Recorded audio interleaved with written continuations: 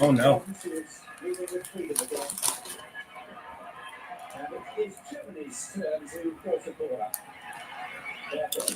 One of the things the United States knows is that they do not want to give up benefits to this team. 4-2 against Australia in that first game. Out of their 3 goals against Australia, so good on set pieces. Missing 2 of their biggest threats, however, with Pop and Schuler both being out. Hammering early in the mix zone. Number 5, their center back, they're a little bit blind as well.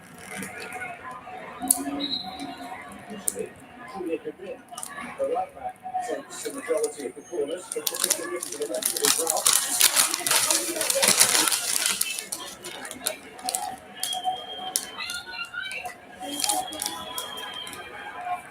And you see the scrum in front of Alyssa Nair in terms of bodies and traffic. So hard to come for a ball.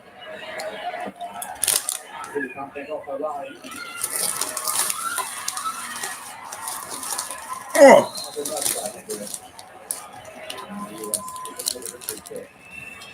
well done by Nair to try and fight through that.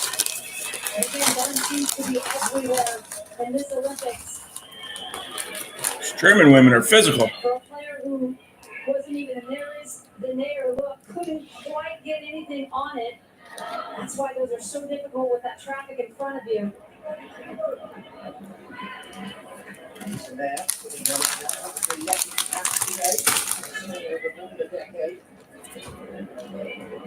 with some German ancestry, who spent 2 years of his career playing in the Bundesliga with Potsdam.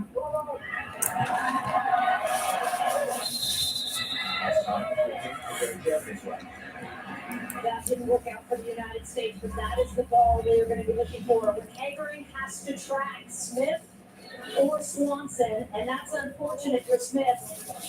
Inadvertently clips her. But Swanson and Smith are going to be trying to turn those 2 center backs. Press right on them in that double 9. Because there is a speed advantage for the United States with that matchup.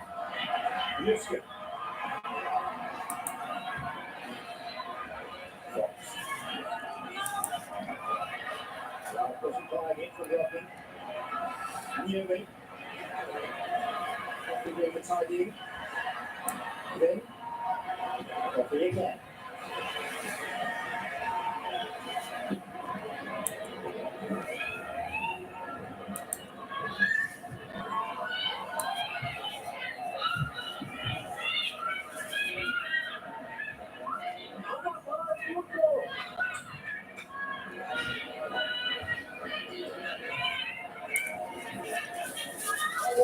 First semi-final of the Olympic women's football tournament.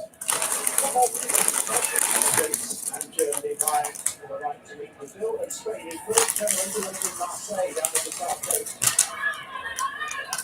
On Saturday in Paris. And that Brazil Spain game is live on the E network. We've got 3 Eastern. Well done by Tierney Davidson. A little bit of a page from the U.S. book, pulling that center back out.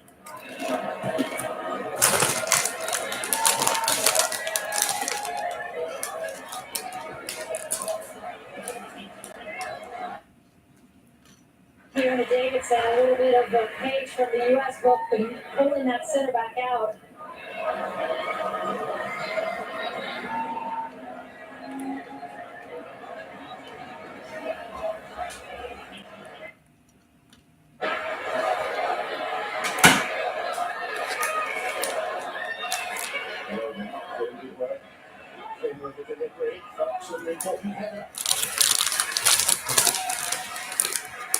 Again, we've seen Germany so good in these situations. The runs, the service in the box. Fox making no mistake to say, we're not taking a chance here. That would give us a corner and reset.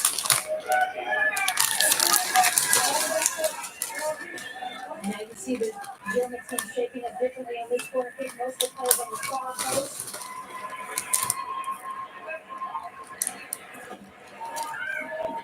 Oh, It's delivered by Buell with some pace and some inswing.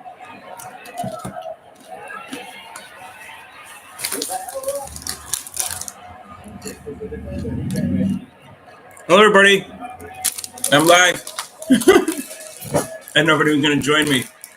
I'm watching the soccer game. Say hello downstairs if you're here. Looks like we have 3 people.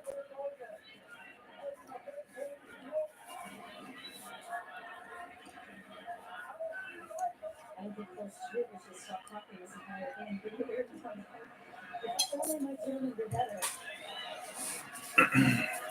Or even existed. German women are very physical.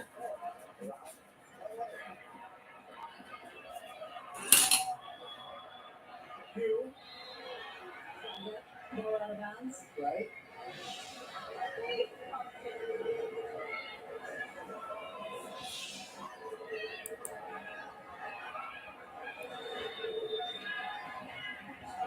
Years the junior representative number today.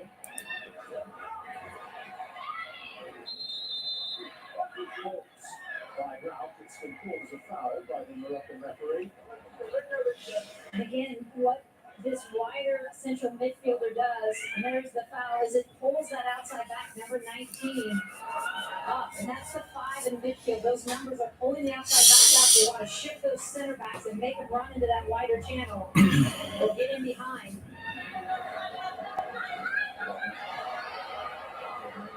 Here's the head of the bow and then into the secondary challenge as well, which is not the halfway Rodman.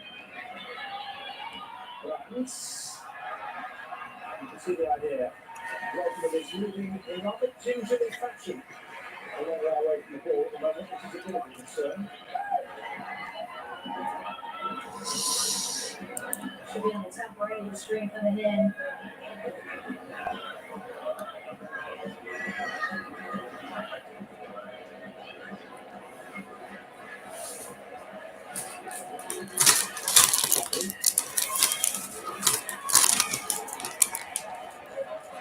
And really where the United States has looked the most vulnerable, John, is in that midfield when we get dispossessed.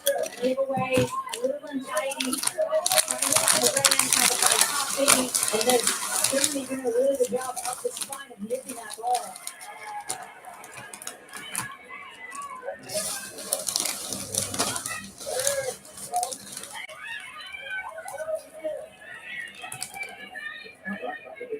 Voice of course, Trubeck. Very audible.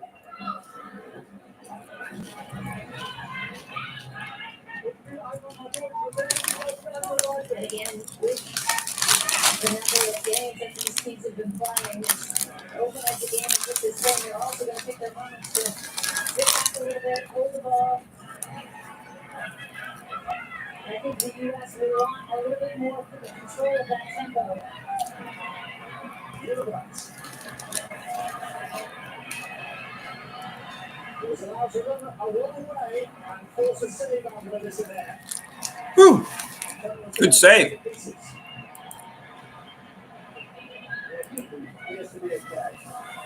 Anybody here?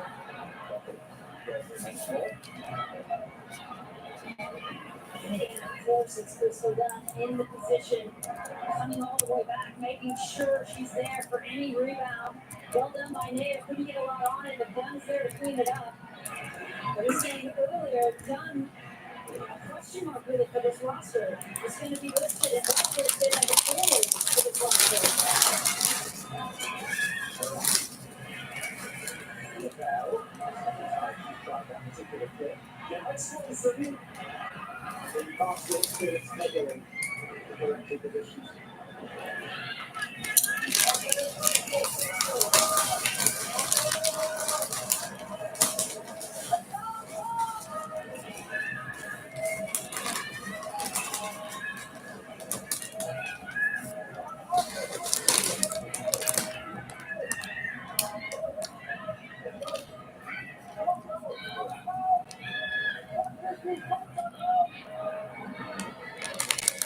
People think of that 4-1 match, John, and they think that the United States just ran over Germany. I mean, this game's shaping up very similarly.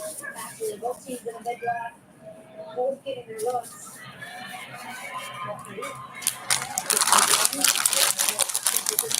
Whoa. What kind of clear is that?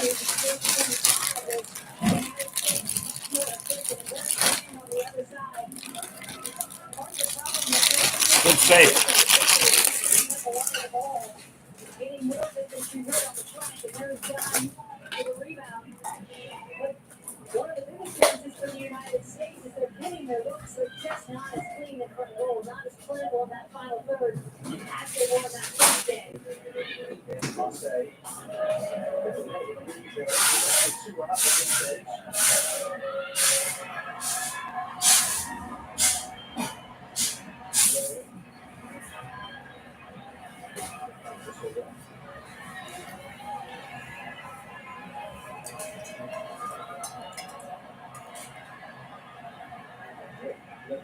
Lavelle with well to emerge.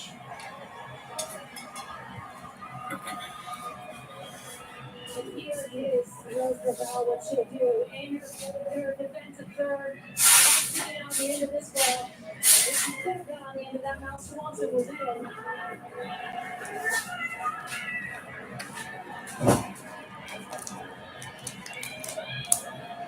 Yes, Britain.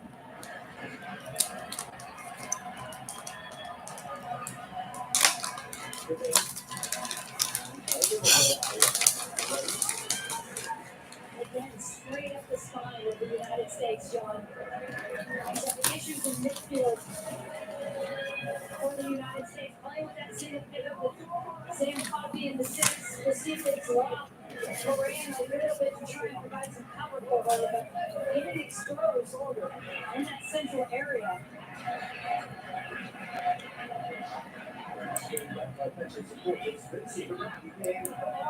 By a good number of her teammates, she was star-studded Leon squad. The other member of that roster is out of the Olympic tournament now, so they're all here in the midst of their club pre-season training, supporting Lindsay Moran. Yeah, she said, I didn't have to go to my apartment. It was amazing. Saw my dog, saw my fiance, my parents.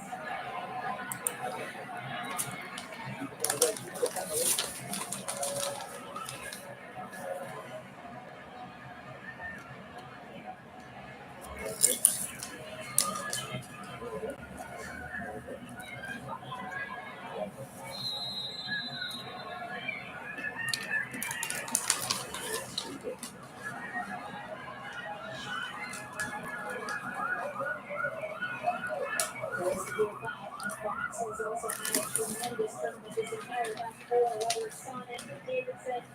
Talked about Burma, we talked about that, but this back four has been tremendous for the United States. Only conceded 2 goals in this tournament. The United States under Anna Hayes, yet to experience being behind the match. Smith.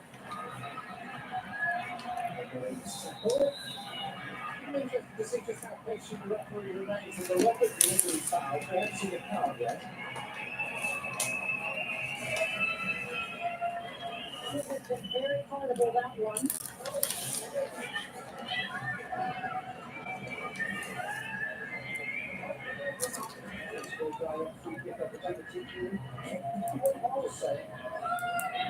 I think with Burger and Gold might be a win. But why not? As I said, why not? Let's get that stat out of the way.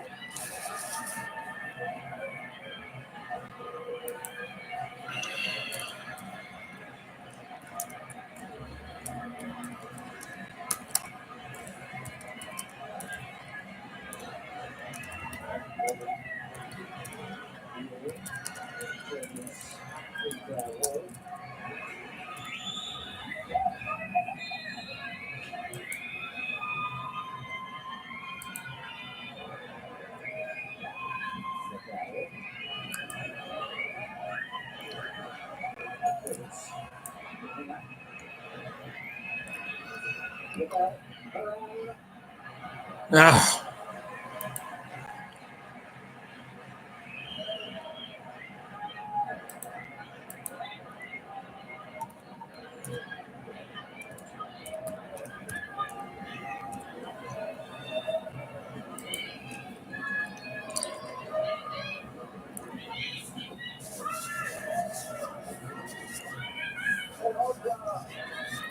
Trying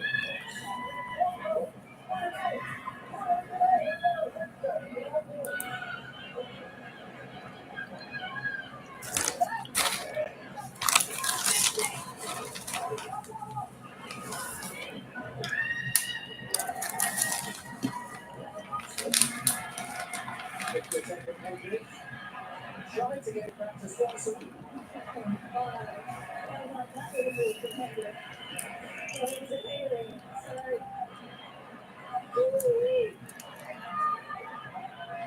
other way is Angioni. Down into the rock with his grab, but the rugby really like a challenge. Angioni has to sit. Look at this one. Again, pulled Hanger out, and then it's Hanger. Woo, one touch. Dragging behind. No problem. The United States getting in that situation one-on-one with the center back out wide in that half space. Just unable to make that final pass work.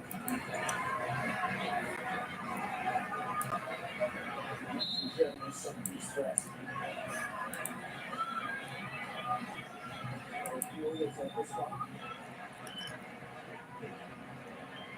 Tourist returns.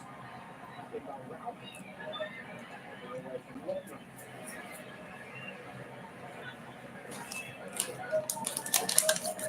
Let's pick up on Mike. Something from Emma about this independent and Durant. So we'll see if we got a little shift in the midfield there to try and firm that up. We get all of it that way.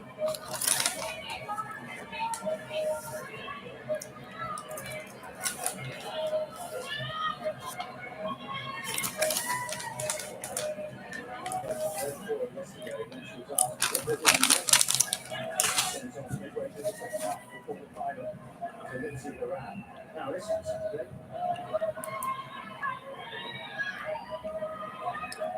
Hello, everybody. Everybody's ready out there watching the U.S. women play. Thank you very much. What tactical change? We see Durant dropping a bit deeper. Getting drawn to that double pivot.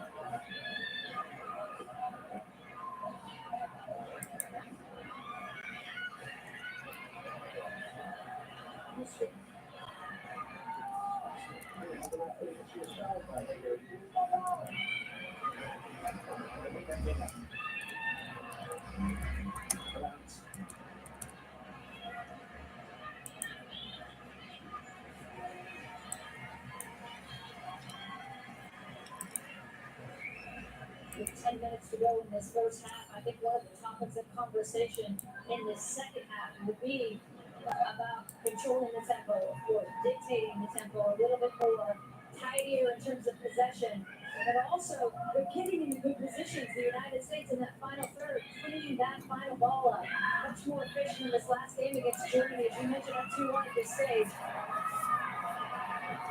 Sophia Smith.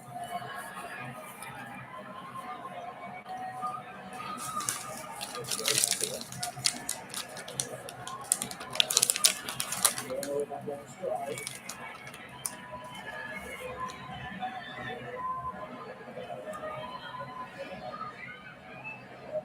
Oh, didn't play the ball.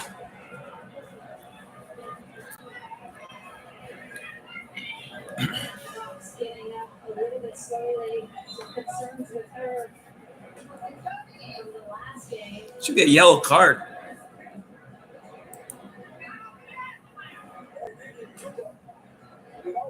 case here, as he did with Rugby. But he campaigned about the start across Europe. With an effective approach to referee. Lindsey Brown did that.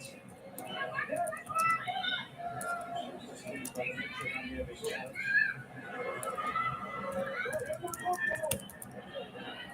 Because of the game, it's been a lot of couple of occasions for the US in this tournament. They've scored in the 30 minutes the first half against Germany and against Australia already.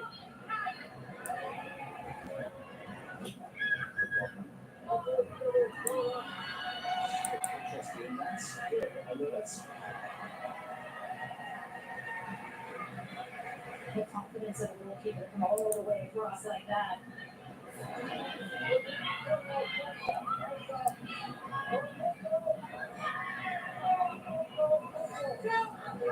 The clock's taking a while to get back up after that.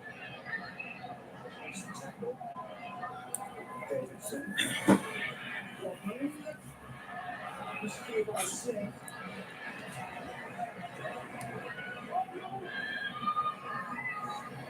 So something decent from that plus three. It's time to really add. Around. Done.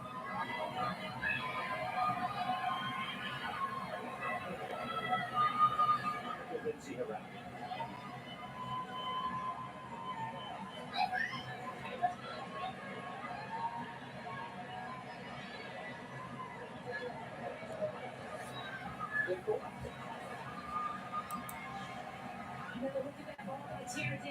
Gosh. First time touch from Robin back to Smith, trying to find Swanson. Talk about the trifecta that would have been. The Swanson making a good little cutting run. Smith kick pointing on the end of that one. God.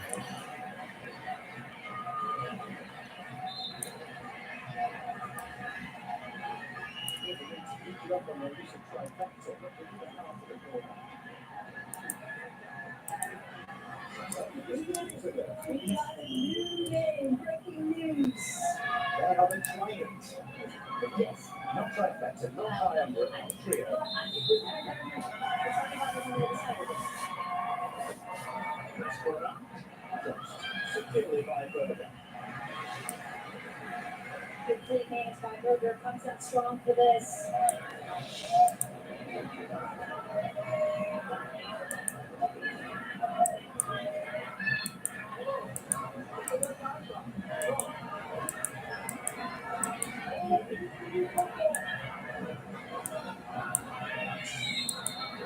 Another foul, gets another foul.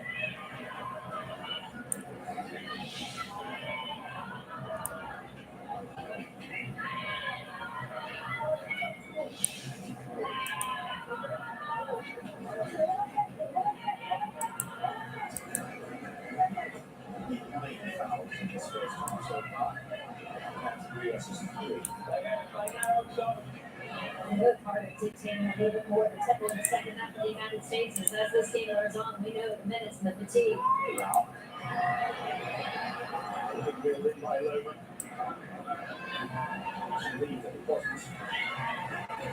Now you were choosing, give us your chosen name for the front So, we went with the Gen Z3 highlights. I gotta let people tell me that they are Gen Z, so I'm going back to that. We always try to go French. Like the three baby, the three Marie. Looks like you love that. And that was Oh, it. sorry. That was it. The winner. Go on, say it, John.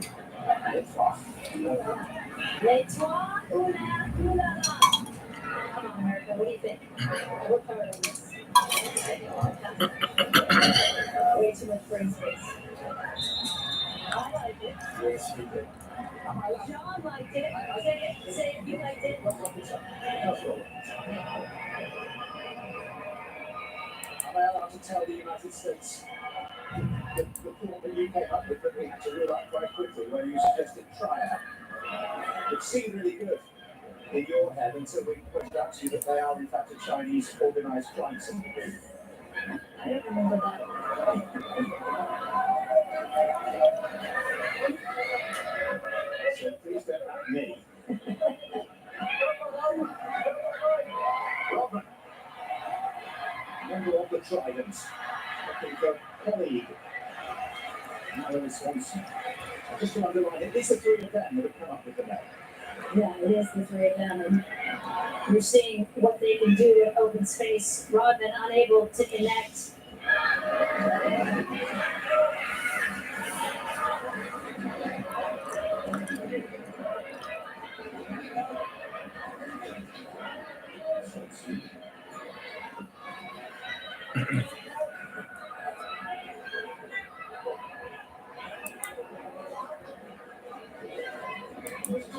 It's a legendary figure in the history of German football. And he's a player, the coach.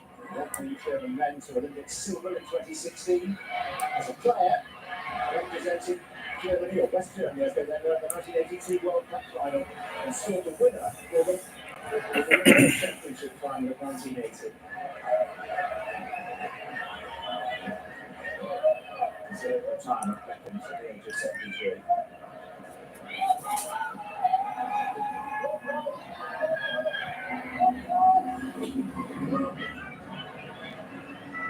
Is he reasonably good, comfortable with things at the moment? At 0-0, never.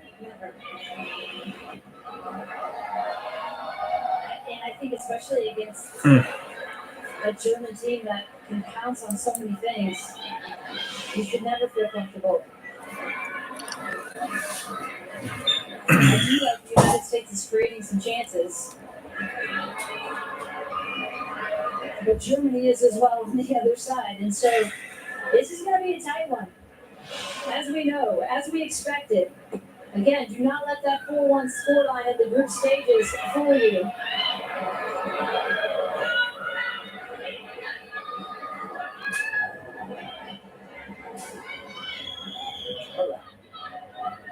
I'm sure the players are also pleased that Son is finally off the field on that left side.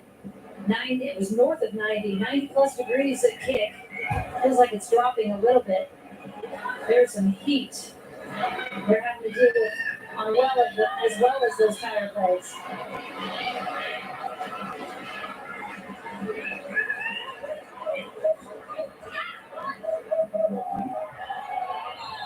There was a foul off the ball. We are now going to see a yellow card. And it is for the 34-year-old Marina Pegarin.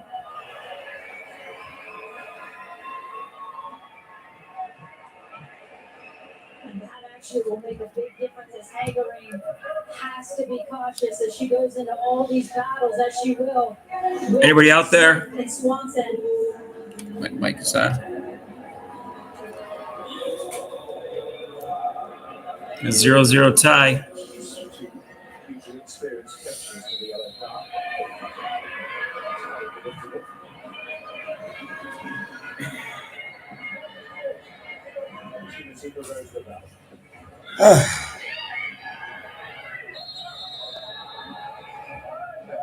Down, they have a free kick. Time is looming on the horizon.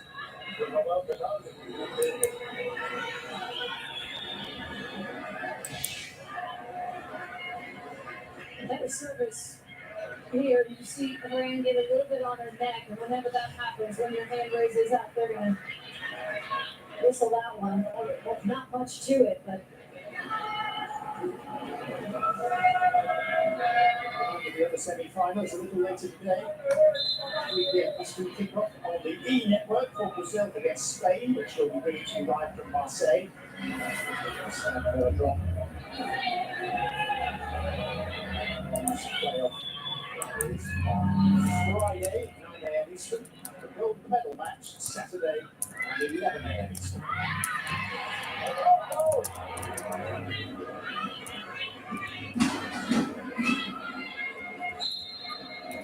No additional time required after a well-contested, combative first half in which both sides have had chances, clear looks on goal.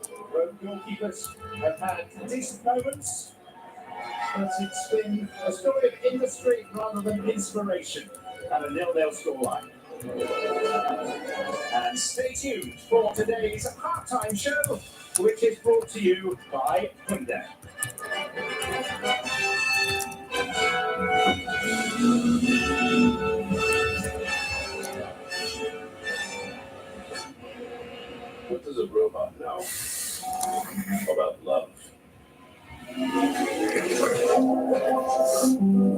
translate that leap inside the human heart into something we can see and hold.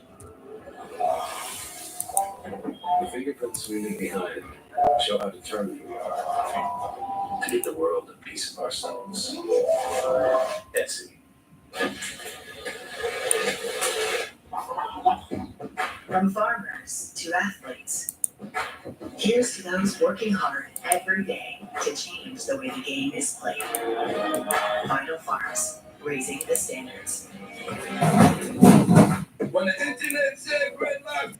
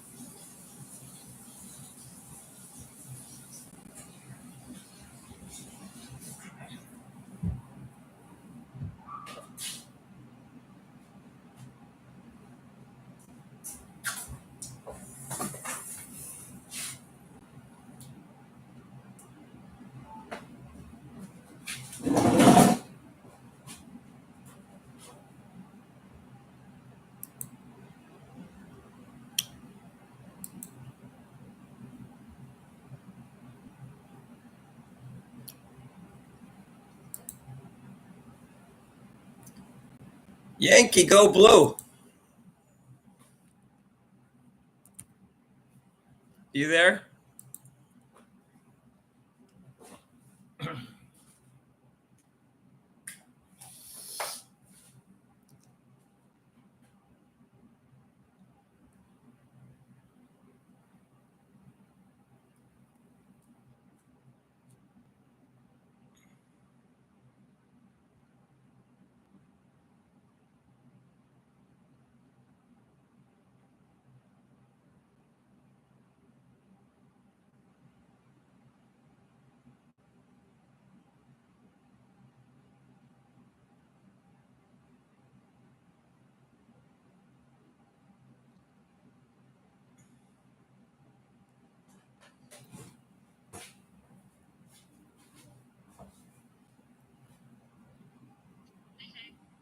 Hey, what's up?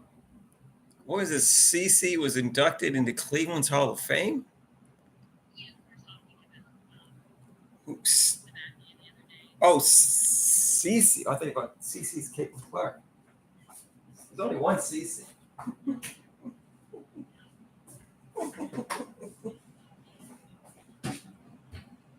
Wait, did he come up in the conversation the other day?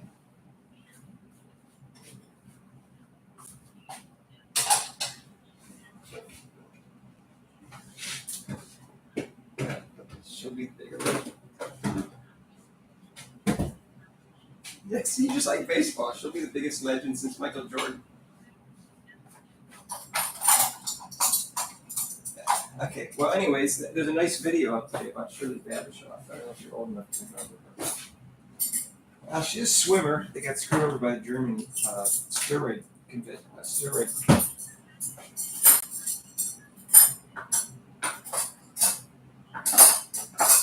Yeah, so they've had like 3 different instances of group or government sanctioned steroids starting in the 90s. They've been caught 3 different times as a group. Yeah. So this was the German East German women started getting steroids in 1974, but it was systematic. They were giving it to like 12-year-olds. These women had problems having kids and stuff like that. They didn't even know they were getting steroids. Neither did their parents. They just started doing it. It was all documented. Yeah. Well, they did. That's why they went from winning 2 gold medals out of 13 to 13 to 11 out of 13 4 years later. So, anyways, the woman that was going to become a big hero, just like the Olympics after Mark Spitz, was you there? I'm here. Here's a listen. Was Shirley Babishoff. But she kept losing to these women who were all on steroids for like the last 2 years. And she was a great swimmer. She won the Olympic trials. She won the 100, the 200, the 400, the 800, and the 400 medley in the Olympic trials at US. And she also had won 2 world championships in the 1985 Olympics. Well, then she ended up losing to all these Germans who were doing steroids by small amounts. And so she kept saying, "There's something wrong with these women. They got deep voices and there's hair on them and stuff." And they called her Surly Shirley because she was complaining about the women. And they thought she was underachieving, when in fact she was doing just fine. She was losing to steroid-induced women that nobody even knew what steroids was at the time. So she got a bad rap, got no individual title, just one rally gold, and then she retired a year later, went to college, ended up being a postal delivery person for the rest of her life. And then all the steroids came out about the Germans, and everybody was like, "Oh, she was right all along. We shouldn't have been so hard on her." So did they give her like a medal or something? No, it's not just her. No, they haven't. Even though there's proof that all these German women were during steroids, the U.S. Olympic Committee refuses to invalidate their Olympics. Yeah, you would think they would just. Oh yeah, because there's documented proof. But whatever they would pump them up. yeah, in this particular case, Gina, there's a whole file. There's a whole filing system inside of a building that they found. And it's all documented, which women did it. They even put how much they gave them, and it was all very structured by these Germans. You know how Germans are. I'm German. I can say that. So anyway, I'm watching the soccer game right now, but it's halftime. I'm just washing my dishes. So I did a video on this. I did an article about it a long time ago because I don't like steroids. in sports because it's unfair to the other person. Because even if he can do steroids or she can do steroids herself, why would they want to put their health at risk? You shouldn't have to put your health at risk to compete in sports. So I don't like steroids. I know a few people I know say, oh, we'll just allow them and make it simpler. No. Why should people have to, in order to compete and win, why should a person have to put their health in danger? So this woman, she was like blonde hair, blue eyes. She was cute. She wasn't super cute or anything like that, but she was cute enough. She would have gotten so much money after the 1976 Olympics. And of course, if we hadn't boycotted the 1980 Olympics, she would have won a ton of medals because she was only 19. She won silvers when she was 15, and she had also back then, no one won when they were 15. And then she also had 2 relay golds, and she won world championships when she was 18. She was a great swimmer, and she got screwed over by these two German women who were just steroided out. And but she got screwed more than anybody because she would have gotten 5 golds. Yeah, she would have gotten 5 golds and a silver, and she would have gotten all the endorsements. Instead, everyone thought she was a sore loser, when in fact she got screwed over. And nobody believed her. I mean, the other women did. And then there's this. So they were getting crushed, right? The whole Olympics, they were getting crushed, even though it was the other way around the year before. The U.S. women, and they were all straight, as far as you can tell. They didn't even know what steroids were. So they lost the medley relay. They lost every race, I think, except for one that someone of the Netherlands won. They lost every race to the Germans. And then the relay comes around. It's a 4x100. And 2 of the women, I think, swam the best times of their life. And one woman just like way better. And she ran an unbelievable, and they upset the German women in the finals. And there's a whole video of this on YouTube. There's a whole documentary on it. Just this one race. Because it was like redemption. They beat them. Well, did they get a medal? Oh yeah, they won the gold medal. Okay. That was Shirley's. That was her only gold medal in that Olympics. She had won 2 gold medals in the Olympics before when she was 15, but they were both relays because she was good. She was good at she was very good at freestyle. So she never ended up winning an individual gold in the Olympics, although she won 2 world championships in 200 and 400 in 75. But she won 3 gold medals in relays, and 2 individual 2 world championships the year before the Olympics. So she was the best in the world, but she never got an individual Olympic gold because she lost 3 races to German women who were all pumped up. And she could have won the 100, but she didn't run a good race. She came in 5th, but she had lost to her teammate who she'd beaten at the trials, and she lost to a woman from Netherlands who she beat the year before the World Championship. So she could have got 5 if she had her swam her best race, and there was no German woman. She could have got it. She could have won 4 races, and that's how many Mark Spitz won. He became so famous for winning 4 individual races.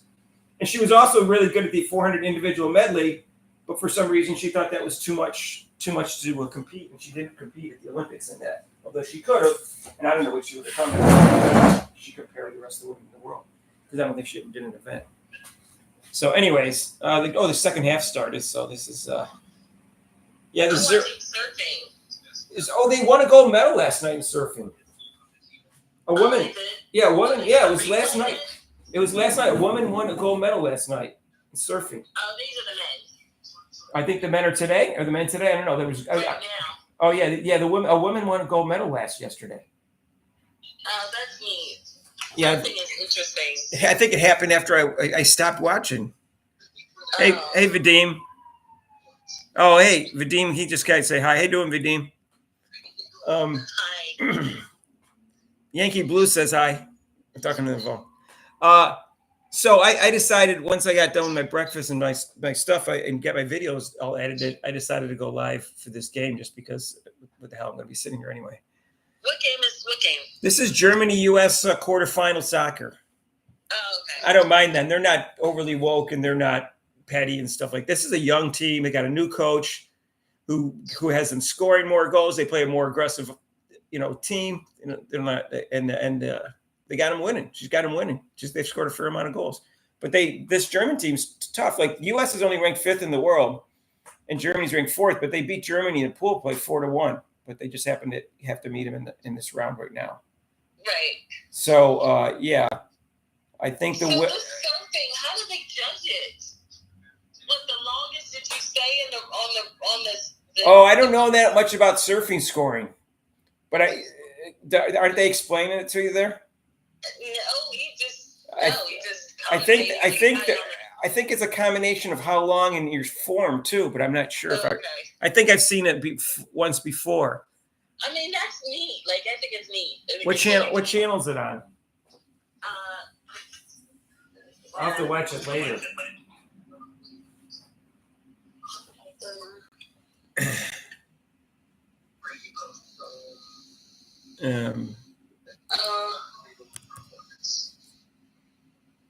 It's on NBC.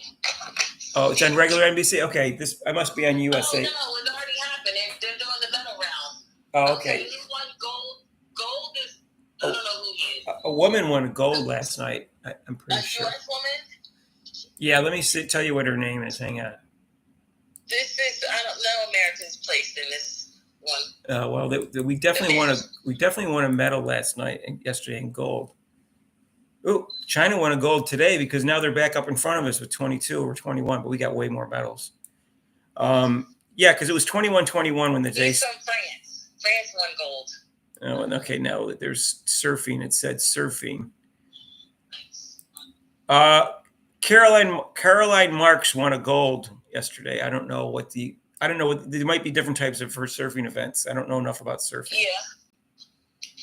Yeah. Yeah. So today is the I think Gabby Taylor, really cute cutie. She's in the 200 today. The final. What time is that on? I think that's today, if I'm not mistaken, because I think the men's is tomorrow. Let me just see. I think it's going to be somewhere between 2 and 5. Let me look it up. Yeah. She was silver in the last Olympics and silver at the World Championships. I think she lost to Shericka Jackson both times. Who was she losing to? Shericka Jackson, but she pulled out. All the Jamaican women are injured. Helena Herrera, whatever. She won the gold in the 100 and 200 last year, and Shericka Jackson won in the World Championship last year. And she didn't compete. She's been injured all year and last year too. And then so that's her main competition. Well, 2 of their main competitions have dropped out. Both her and Shericka Jackson, Well, the defending Olympic champion and the defending world champion. Well, the woman that upset Shakira Richardson, named Julian Alfred from that little country that she's from, Saint whatever she's from. Ooh, nice cross. She's a threat in the 200. She's peaking. Oh, okay. So it's her and Gabby Thomas are the 2 favorites. Well, what time? I'm looking it up right now. I think it's today. It's probably late in the. Yeah, there it is. I see it. 3:40. It'll be a good race between them two. Gabby Thomas is really smart too and cute. She went to Harvard. You know who she is? Yeah, I know who she is. Yeah, I like her. She has a really pleasant personality. She doesn't have that attitude like Shakira Richardson. You know, she's just got a nice, humble personality. Well, everybody's good. People are who they are, Mark. I know. I'm just saying. When it comes to being athletes, a lot of times because you're competing. I know. I root for Shakira Richardson. I stuck up for her when she was suspended for eating marijuana when her mother died. That's ridiculous, too. Come on now. I know it's people argue, you can mask drugs with marijuana. Not really. That's just such a minor thing. Yeah. It's such a minor mask. It's not. I was told. It's legal everywhere, so it's stupid. Rodman's daughter is really good at soccer. She's Who's? Dennis Rodman's daughter, Trinity. Yeah, she's one of the best players on the U.S. team. She's on the U.S. state team? Yeah, she's cute too. What channel are you on? I think I'm on USA. USA. Yeah, these German women are physical. And they're getting away with it. USA. Yeah, 0-0. When did the United States place in rugby? That was rough. Oh yeah, they won the bronze. So what's going on with the United States water polo? I don't know. I have to look it up. The volleyball team beat Brazil yesterday in the quarterfinals in the teams. But one of the women in beach volleyball got upset against a good Canadian team. The one with Doss, the 5'6" woman who from Louisiana. That team. Not the team with the redhead. No, they're number 1 in the world. They beat a good Italian team Yeah, I saw that. with one woman had a really cute butt that people kept talking about. She does something. Oh, she did. She did have a really right. She did have like a perfect. Actually, the two German women were attractive yesterday, but they won. They lost 21-19 and 21-18. They lost two very close sets. So So this is the semifinals. Okay, so Germany, what are the rankings in the world for soccer right now? I think, if I remember correctly, Female soccer. Spain is ranked number 1 in the world, and they made the semis against Brazil, who's number 9 in the world. Okay. The Brazilian women used to be, higher up, but this right now they're 9th. When they had Marta, it was like a 5-time player of the year. They used to be like 1 or 2 or 3 in the world all the time. Now they're on 9th. The men, You can't win it by yourself. pardon me? I said, you can't win it by yourself. No, I know, no. I'm just saying the Brazilian men are a little stronger than the Brazilian women, but the Brazilian women are very good too. Brazilian men are constantly ranked in the top 5. So, the U.S. dropped to number 5. They used to be number 1. Women. Yeah, but they beat Germany, who was number 4, 4-1 in the pool play. So if you go by what's happened in this tournament, I'm sure they're ranked higher than they were before. And then France lost, and they were like 2 in the world. So the teams that were 2 and 3 in the world were already knocked out. So the teams that are left. The 14-year-old boys. What's that? That was the American women. They lost the 14-year-old boys 5-2. But any of these teams might lose to them. Oh my gosh, that's so bad. See, that's why they should do all this transgender mess. Like, there's such a huge drop off. I know. I don't even want to compare women's sports on any level to male sports. But it's even worse, Gina, when you. And once you do, that's it. I know. When it gets Gina. I've been in conversation with best athlete in the world or nothing like that. If you're talking about a team sport, I'll never do it. Never. Because you can't compete with a man, honey. Whoever the man is in their sport is 50 million times better than you. So I will never have that conversation. Well, not necessarily in pickleball. This 17-year-old phenom woman is beating men. Well, who cares about pickleball? I'm not talking about pickleball. I'm talking about organized sports that have been around for 100 years. Oh, this German woman is really good looking. And her. This German soccer player is really good looking, yeah. Blonde hair woman. They don't have their flags on. They got some purple, pink with.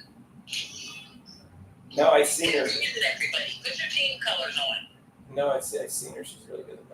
So here's the problem, Gina, is that the 2 boxers that were allowed to compete, the International Boxing Association told them they flunked the test for gender. The problem is, and I've talked to my brother's a biochemist, so I talked to them about detail about this, is that they have XY chromosome. And they have high testosterone level because of the XY chromosome. And it doesn't, my brother said, it matters mostly where they have testes. It doesn't matter whether the testes is inside your body or outside the body. He said if they have testes and the XY chromosome is not malfunctioning, it's producing chromosomes, he said they're really more men than they are women, no matter what the rest of them is. That slides in their men anyway, period, story. Well, it's not that simple. What are we doing here? It's not that simple, but I agree that if you have XY chromosome, he said it in rare circumstances. It's simple, it's DNA. No, let me finish. He said in rare circumstances, sometimes the XY chromosome is not producing testosterone properly. It could be different, but let's assume it's producing the testosterone, and they have testes, which is where it's going to go. That at that point it's over with. It doesn't matter whether the testes is back. It's like the one. Oh my God! They just hurt Rodman. It's a dirty play by the German. So the one woman, her name was Caster Semenoff, that was the one. Look at her pink braids. She looks like her dad. Yeah, she's just cute. Period, though. Everything about her was cute.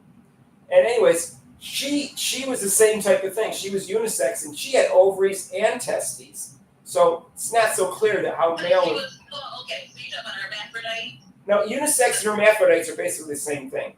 Right. So if you're born with both sets of organs. Okay, that's the only exception here. Well, that's what we think. We don't know what the sexual organs are of these 2 boxers because they won't release it. But my guess is they're very similar to Caster Semenoff, who's like so she has ovary, but she has no uterus, and she has testes, but they're inside of her. It's called intestes, intestinal. So Whatever. she's born hermaphrodite then. Yeah, well, they don't seem to use that word anymore, but that's essentially what she is. Right. So they eventually barred her from competing after she won 2 gold medals because her testosterone level, they decided with the XY chromosome is too high. She has an XY chromosome. So to my brother said, this is my brother's opinion. He's not a doctor. He's got a doctorate about chemist. He said the caster, the swimmer, I mean the track and field one, who looks like a guy, said he's really an underdeveloped male. He said more than a female. Right. He said he's more. She said basically said she's mixed, but she's more of an undeveloped female than a male than a female, and shouldn't compete in women's sports. That's my Well, brother's that's opinion. not okay. Well, so now we're dealing with something that is not where you're looking at a fair factor. People who decide to change their gender are not in the same category. No. This is a completely different situation, a completely different conversation. No, I agree with you. If you've gone It's through. not like you're trying to deceive anybody or they. No, and here's my problem with here's my problems with the transsexuals is that they didn't transition to compete in sports. They transitioned because their mental brain had a misconnect with their physical attributes. That's all that's happening. They think they're female and they're male, or they think they're male and female, and that's not their. Still not fair. You change. No, I get it. That's what I'm saying. Let me finish. I said that's not their fault, and I just. You're more a man. Now you want to be a woman. No, I'm not. Wait, look, I'm saying it's not their fault in the sense of the fact that they want to be a woman because they're a man. I'm not saying they should be able to compete in sports. Let me finish my sentence. Okay. I said it's not their fault, and I hope they get rights, and I don't want people to make fun of them because I don't think that's on purpose. It's like people are born gay. It's the same thing. What are we doing here? At some point, there's a fine line between mental illness and something else. Well, okay, well. You're not going to tell me that I can just decide I don't want to be what I was born physically and say that it's not somehow type of I don't know if it's necessarily a mental illness, but let me finish the thought. But my point, and I know everybody, like 99 to 95% of people agree with me, is like it's better for it to be unfair to that one person and not be allowed them to compete than to be unfair to all the women in the world. And that's what I'm saying. So I agree with you. I don't necessarily think it's a mental illness. I just think there's a disconnect. Well, what else is it? Well, they don't know. I mean, they don't know why it's not matching up. The Yeah, physical. something's wrong with you. That's it. Well, I don't know if it's a mental illness. It's like, Well, I mean, being gay is not a mental illness, and they think it's pretty much genetic. That's not the same thing. I agree, it's not the You're same thing. choosing to sleep with the same sex. That's not the same thing as you saying I'm not a female and you're born female. There's two different things. It's not the same thing. I know, but that doesn't mean that it's a mental illness just because in your brain tells you you're a woman instead of a man, and vice versa, and your physical attributes don't match. That doesn't mean that's a mental illness. Well, if a person decides that I'm a check-in today, they're going to say they have a mental illness. If they decide you're what today? A check-in or something else. A chicken? Oh, I don't think it's that simple, Gene. I think these people honestly feel that way inside. I mean, What the fuck? I'm a Like, what the fuck? Like, that's, come on. hey, I'm a cat. You're a cat. I'm a cat. No, you said that before. Like, oh, I feel like a cat today, not a person. Hey, what's up, Bark Mark? There is something like that going on I was talking to Yankee Doodle Dandy here.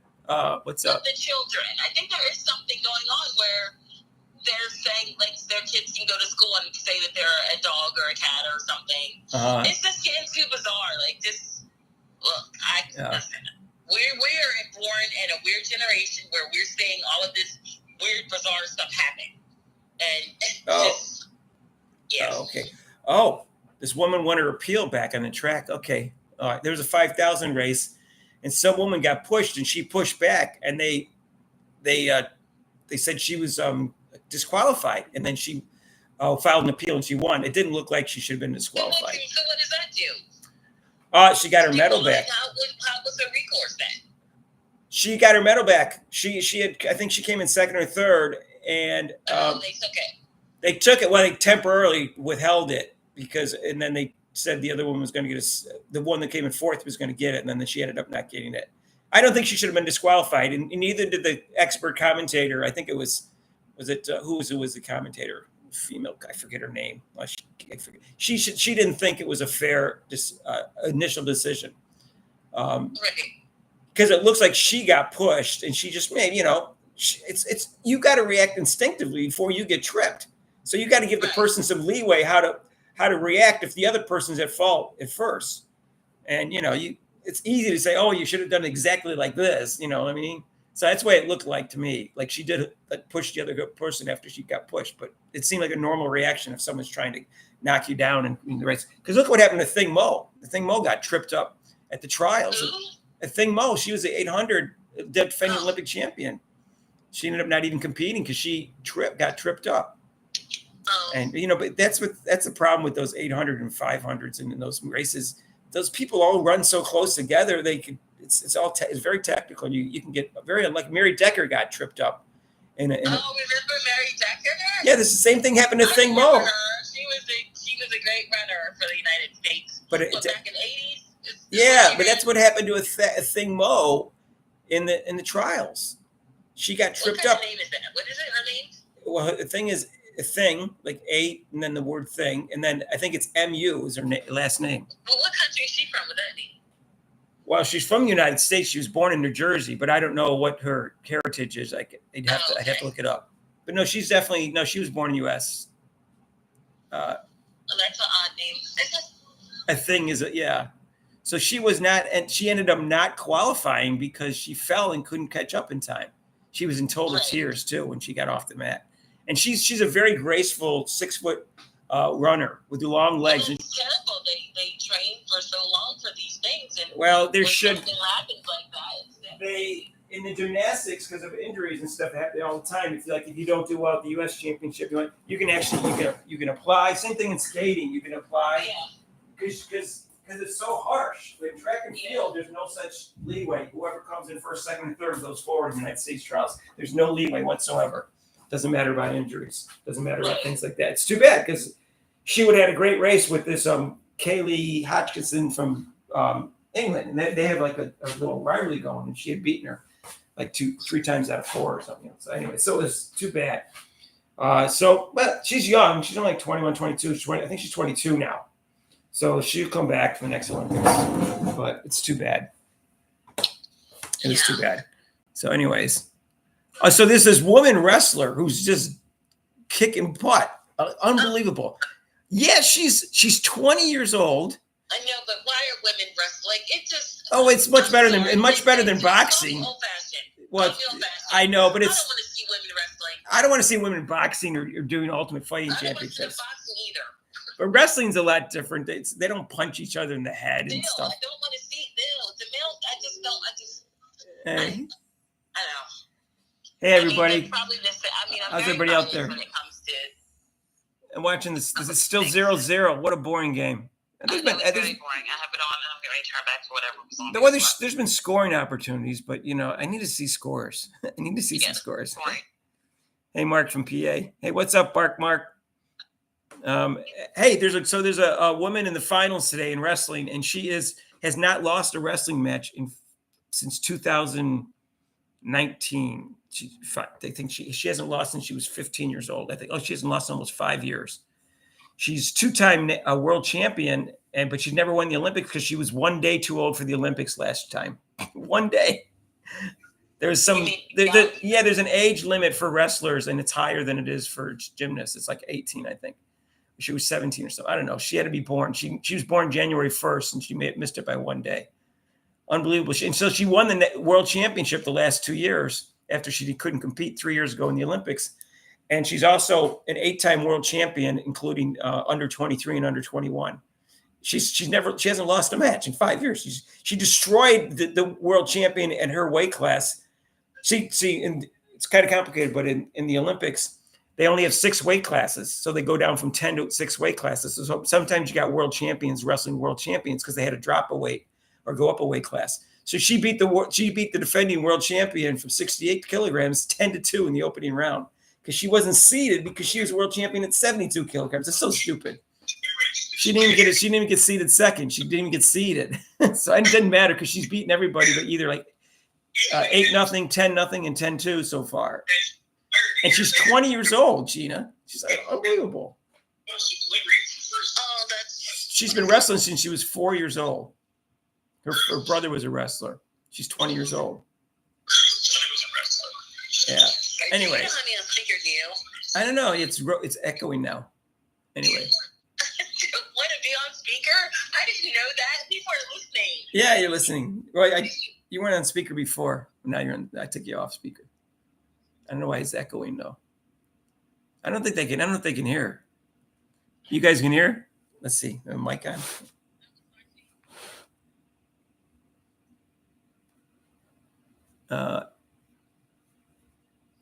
No, Thing Mo doesn't hold the world record. She was defending Olympic champion. And then she won one world championship, but she lost the last world championship because she didn't seem to be motivated that year. Let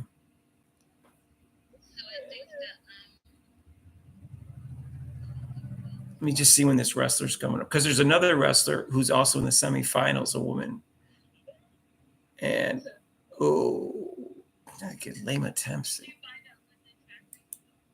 I told you when the 200 is. I think 320. I think I told you. I did tell you. I remember saying it. That's not the only race. The men's 1500, which is always a glamour event, that's at 250 today. The men's long jump is at 220. And let's see. There's a women's hammer throw. There's a lot today. Women's hammer throw. Women's 3,000 meter steeplechase.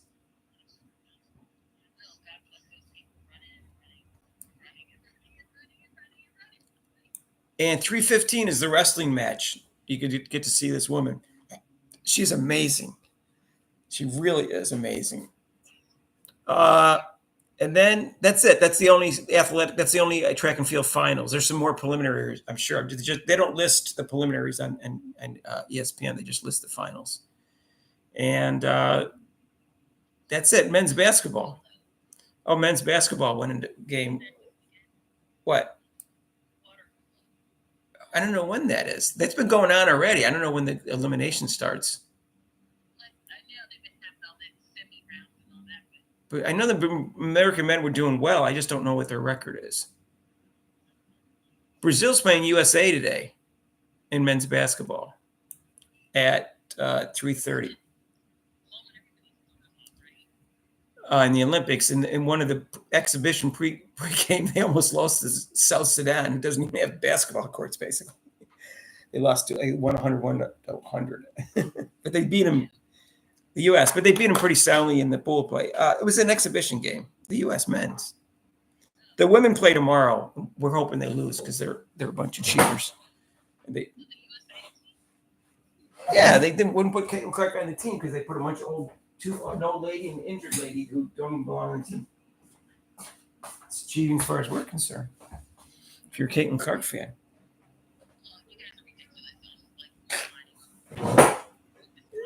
Yeah, you'll see she's going to go down as the best woman player ever. She's going to go down as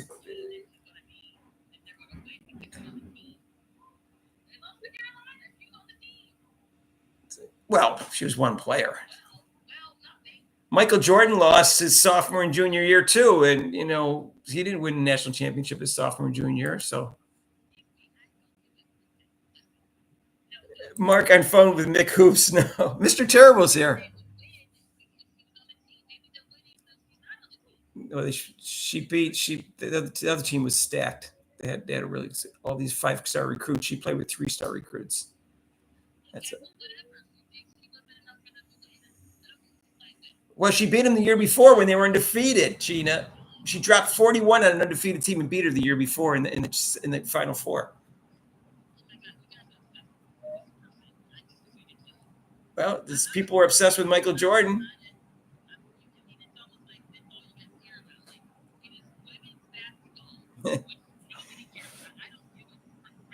I didn't either until she came along. I agree with that part. But she's more exciting than any man in the world right now in terms of playing basketball. All right. I'm not saying she's more exciting than Michael Jordan. She's more exciting than anybody else in the world right now. I know. That's, of course, is my opinion. Well, he said exciting. We didn't say best. That's two different concepts. You got to watch her play, Gina. You probably never even watched her play. You're passing. She's. No, her passes are incredible. All right. Oh, clear it. Oh, get out of there. Oh, LeBron passed really well in the last game against Puerto Rico. He made an unbelievable behind the back pass that was so casual. It was like it was from the top of the key to underneath the basket. It was unbelievable. It was against Puerto Rico in the second quarter. I was like, I saw that pass and I was like, oh my God. LeBron could be the best passer of all time. I know people like Magic Johnson. I actually think LeBron is probably a better passer.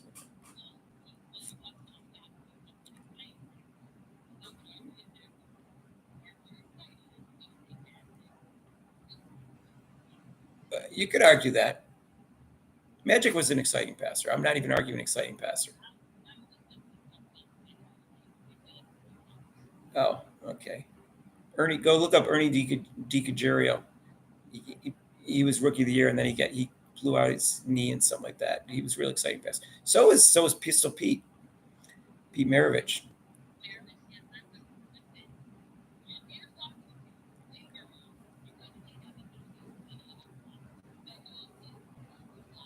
I'm just saying he's exciting. All right. He made up the behind the back pass. In fact, he was probably the first one to do behind the back pass. Was Pete Maravich. He scored 44. Oh, I'm just saying he averaged 44 his entire college career.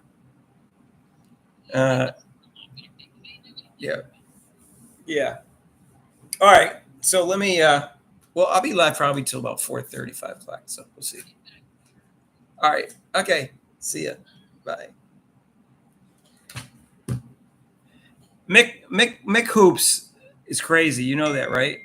I'm not saying he doesn't know hoops. He watches basketball, but he has like all these opinions that are all over the place. Mark. And he keeps changing his viewpoints every day. He says one thing, the next day he says something else. He puts out like 21 videos a day. So he just rambles on and says the same thing 80 million times. Oh, shit. Ooh. Oh! Almost a goal. I don't want this determined by penalty kicks. If you're going to lose by points. Oh, hurrah, it's tough. Nice head. Oh, my God. Nice save by the German goalie.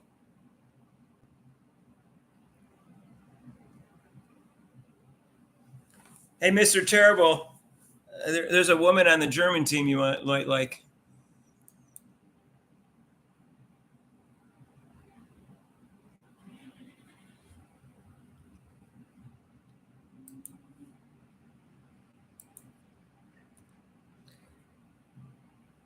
Mr. Terrible, look her up right here. She's number 15 on Germany.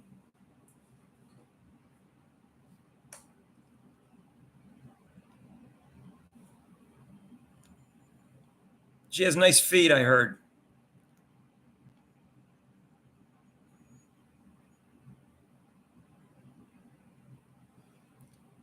We have finals in the 200 today with Gabby Thomas going up against Julian Alfred from what's that little country she's from? Forgot.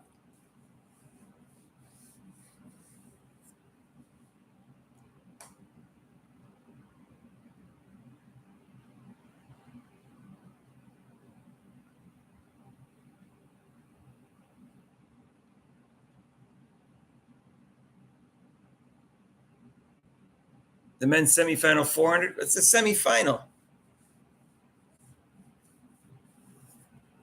I can't go now. I have to wait till there's a break. There'll be a break in 10 minutes, right? It'll be a short break because it's going to go into overtime if nobody scores.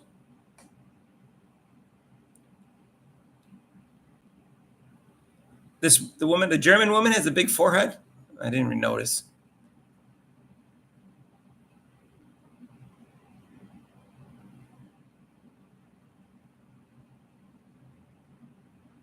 Femke today? I don't know, because it doesn't list the preliminary hearings. It'll be a preliminary meet if it was. It's not the finals. You have to look. You have to Google that, but it's not because ESPN just lists the finals on the thing. I don't have the whole thing. I'd have to look on the NBC. Probably has listings for everything. It's so long. I just look at the ESPN one. Let me just see. Oh, come on, come on, come on. Oh.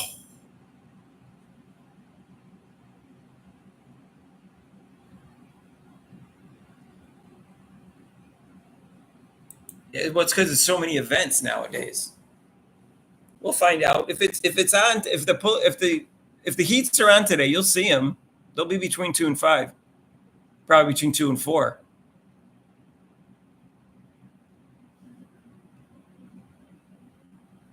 They interviewed her about with her rivalry with all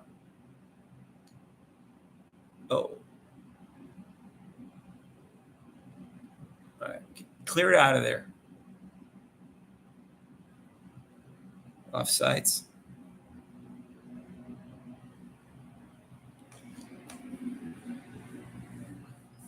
That woman from wrestling. Hey, what's her name still here?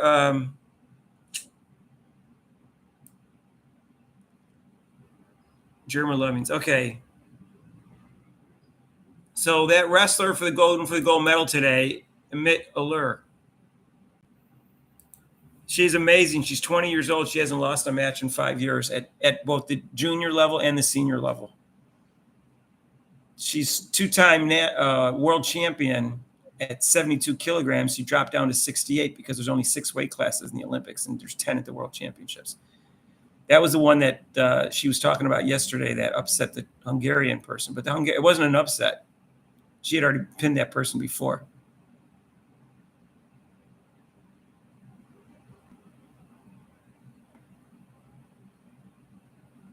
So anyways, the wrestling match is going to be on NBC for once because she's a phenom.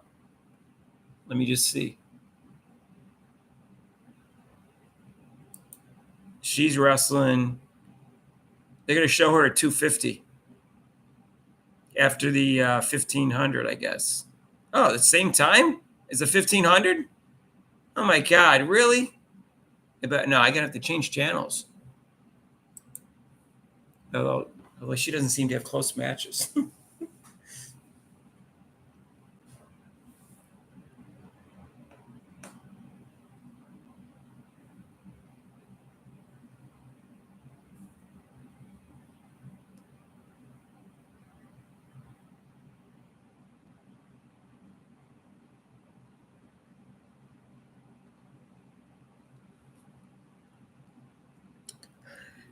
U.S. came in first in what, Gina?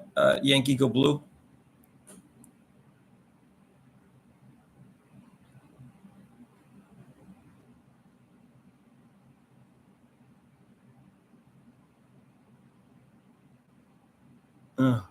We need some scores here. That's number 15.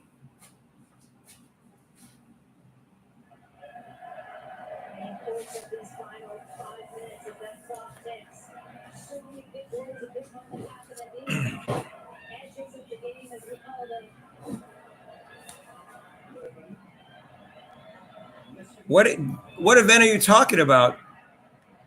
Yankee go blue?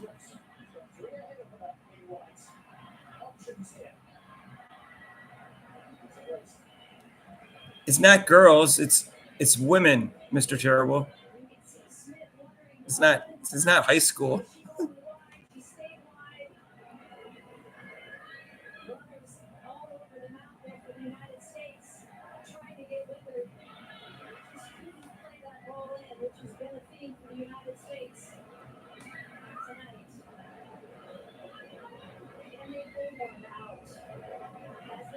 Oh, yo!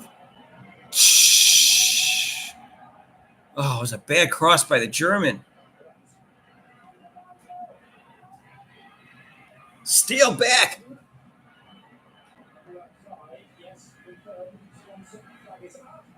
Score! Score! Score!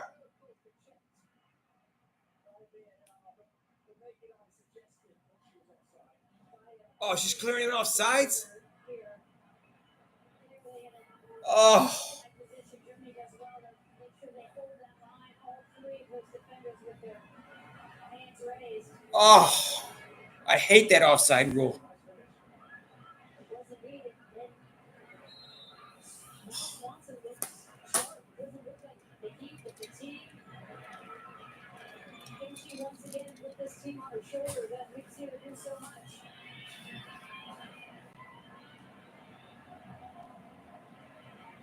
Oh, it's a handball. Very fortunate for the United States.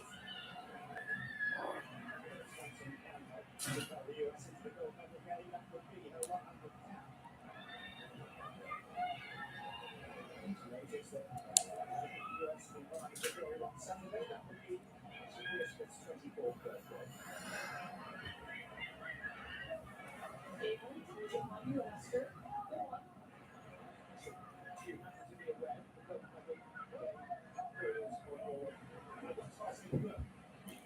She's like, He lives in Louisiana. All these guys train in the United States. It's like half the Olympics train in the United States. They should charge him a fee.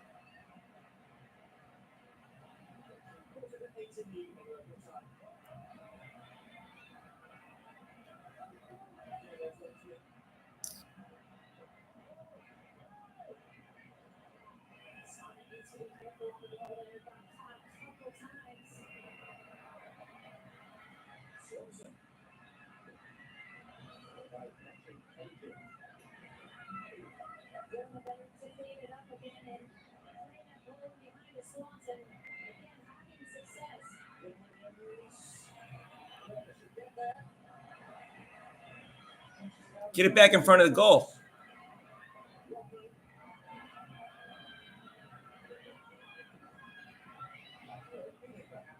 Oh.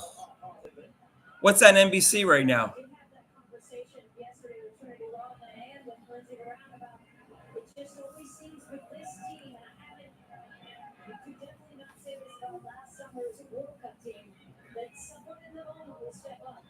And I said, is that something you're feeling, or is that just something from the outside? They said, no, absolutely. We talk about that a lot.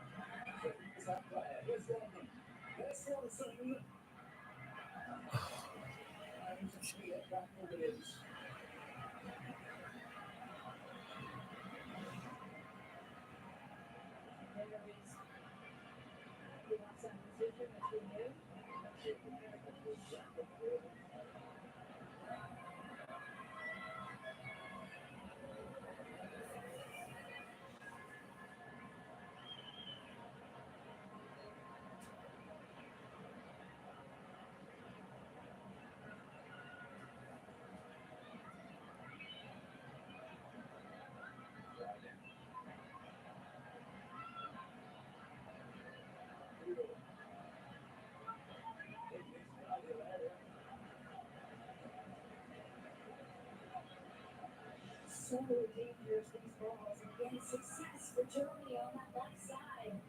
No runners on the back post. As Crystal Dunn makes sure it is covered. But no one crashing for Germany. Is there any injury time? Especially the pace on that one. Hard to get on the end of it when it's coming so swift.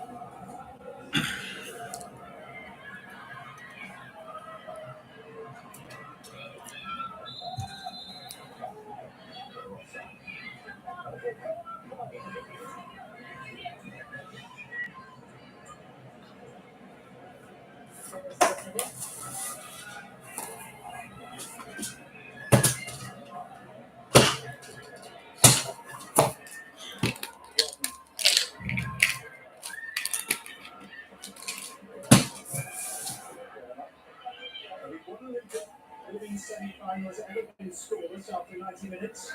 2016 Brazil-Sweden. Eventually winning on penalties.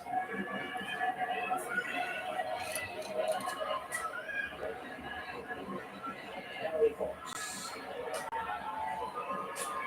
Robin. Coffee.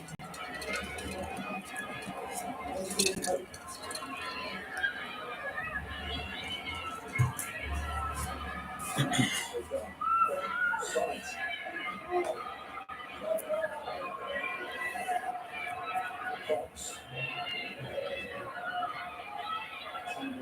Williams. Really free kick. I don't think that's such a bad idea by the United States to try that early ball in over the top. Pick up the second ball if you don't connect.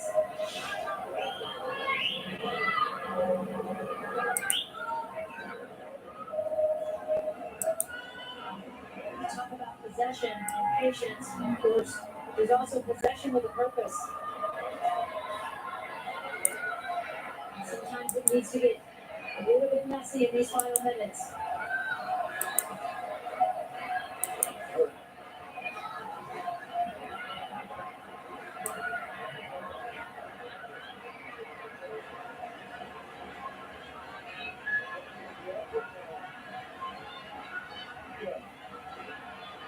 Another U.S. wrestler made the finals. Sarah Ann Hildenbrandt. She won 5-0.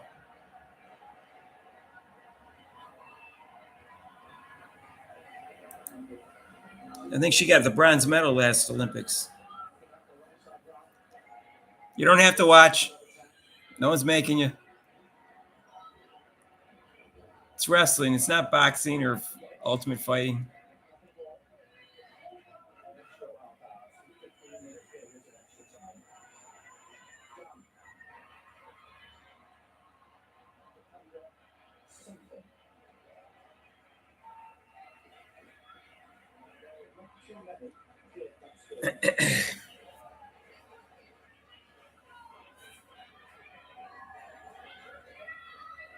U.S. would love nothing more than to finish this right now.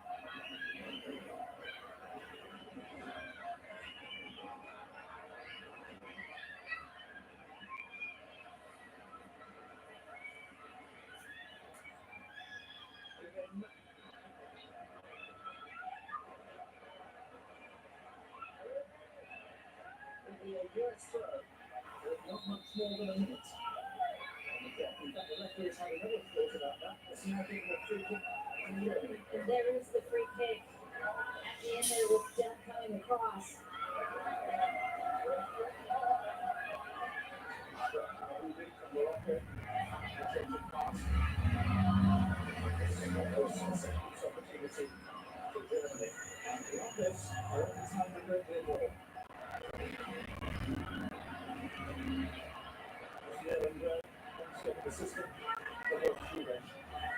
You see that high line by the United States wanting to put that spacing behind it. Listen there to come out and grab this ball.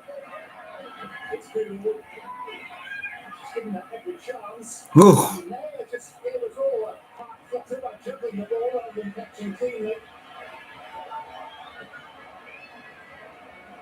Smith. It's not like that. Nina.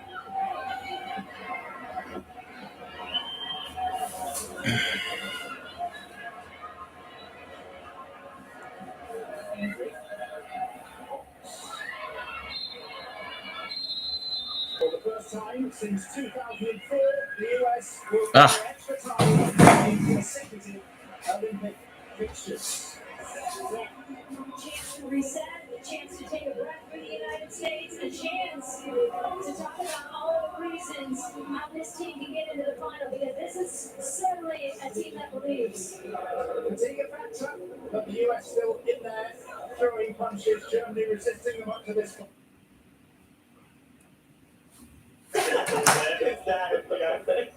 So it's reassuring to say that 90 minutes of scoreless sports.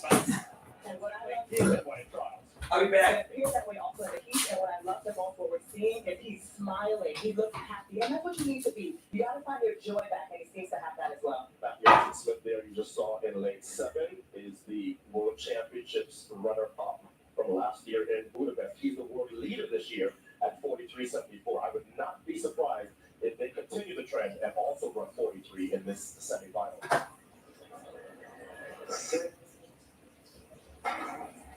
Racing for a spot in the finals, the Olympic finals, the men's 400.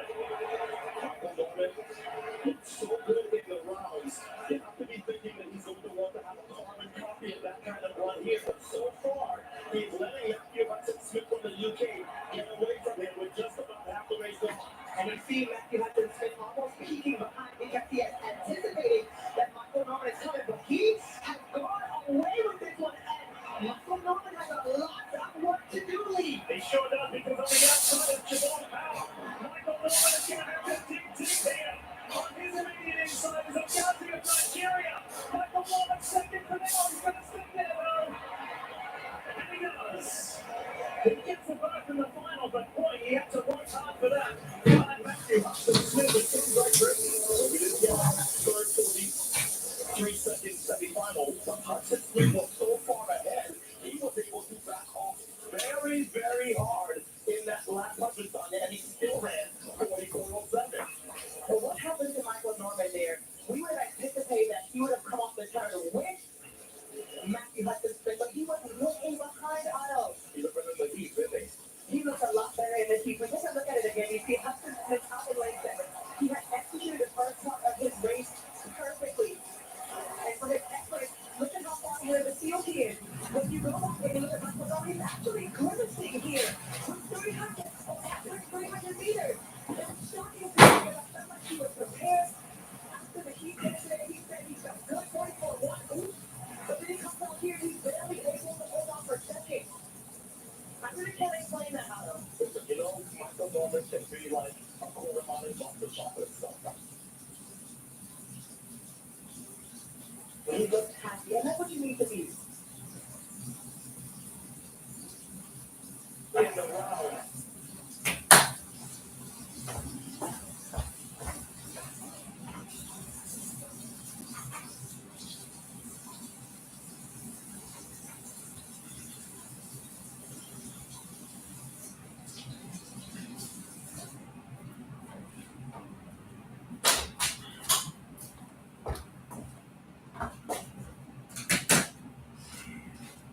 You have to be thinking that he's going to want to have a carbon copy of that kind of run here, but so far, he's letting Matthew Hudson Smith from the UK get away from him with just about half the race gone.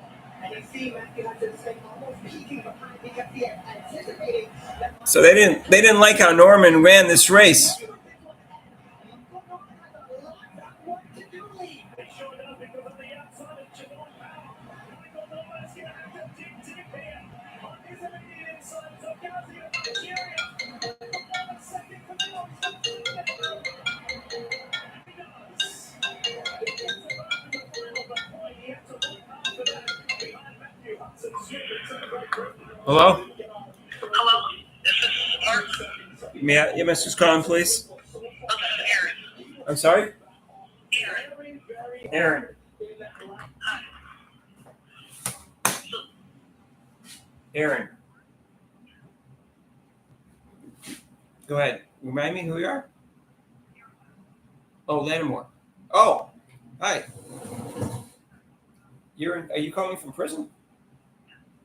Oh, okay. What's up? I didn't get any court date from you yet. They said it was probably going to be in September. I mean, they haven't. I didn't get an email or anything. Did you get anything? No, I'm assuming they'll notify me if they do. If they told me it was going to be in September, though.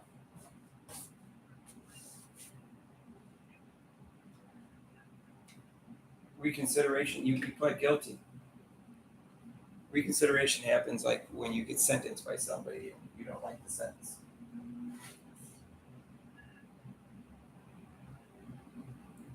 Well, you pled guilty. I told you once you plead guilty, pretty much that's what's going to be. Yeah, I can't get it. I tried to get a better deal for you. That was I begged and begged, and this is the first time. This is the lowest I can get. And I went to the judge and asked the judge if I could get it, lowered possibly. And he said he couldn't do anything for me when he found out the age of the kids. All right. Your sentence, whatever you pled guilty to, I forgot, was it 2.5 to 4? 2.5 to 5? Was it 2 to 4? Yeah. Okay. Yeah. I guess it was 2 to 4. I think they originally offered 3 to 6 or something. All right. All right. Bye bye. He's on it and he's still there.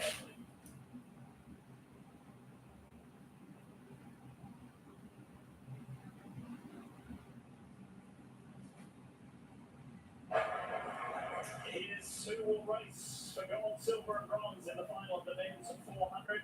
And you think 3 lots of stars. They got another. Is there another heat coming up? He's back again and has another shot at another medal. Quincy Hall. Oh, Quincy Hall. Yeah. Okay. I know who he is. Yes, he's got work to do. And Chris Bailey, all 3 men will run for a medal. That tennis match, that soccer match is boring me. Someone's got to score. I like track and field better. At least I know there's some action. Still 0-0. Let me know when track and field starts again.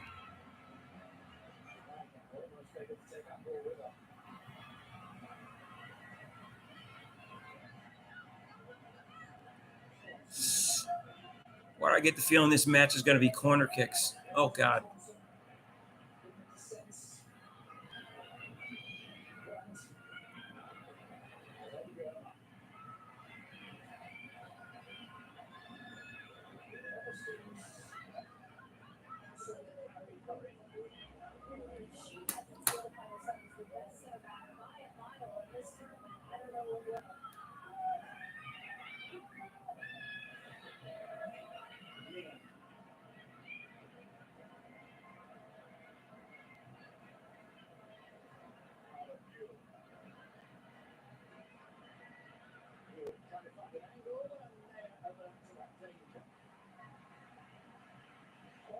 Slipped under her. Exactly the situation Germany wants to get itself in with Mule. In a 1v1 situation right through the legs. Thoughts?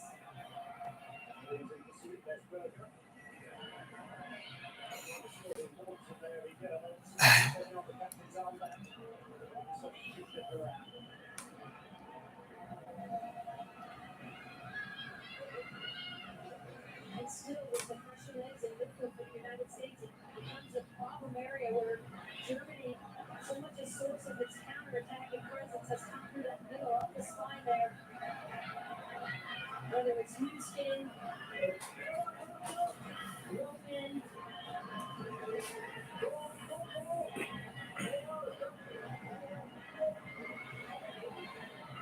the pressure legs at number 14 right there at Sense.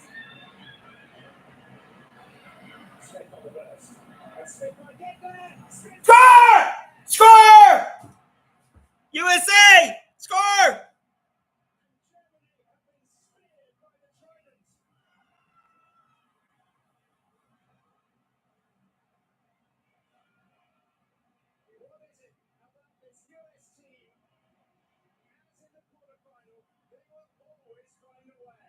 Just needing one player to step up as Miles Swanson playing this beautiful ball through. Gets on the other side as well. On the other shoulder. No Bark, who was the other American whose medal was returned? I saw the Jordan Childs one. Who's the other one? First time burger all the way off the line. Caught, she never sets. And there it is, the point coming finally from the United States. They still have to play the whole period out. It's not sudden death like it is in hockey. Sophia Smith, it's her birthday. And she's cute too. She got a goal. And we've seen in this game the inability by the United States to finish that final pass, and it's Swanson to Smith. Burger comes out way too far. And can the United States hold on still?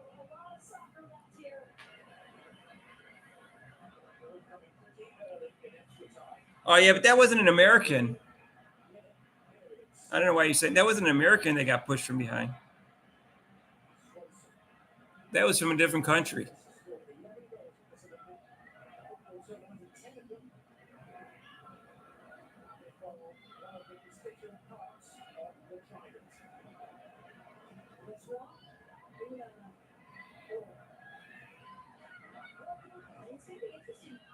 No, that was like Ethiopian or one of those, or Kenya or something. It was.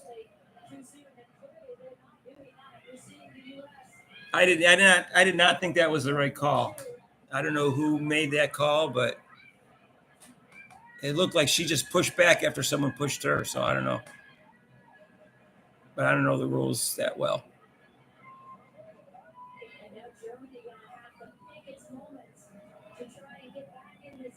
She had position. Yeah, the announcer thought it was unfair, so I'll just trust their judgment. They have more experience on me, but like I said, I would have pushed back too. She had position. The person tried to cut right in front of him and cut him off.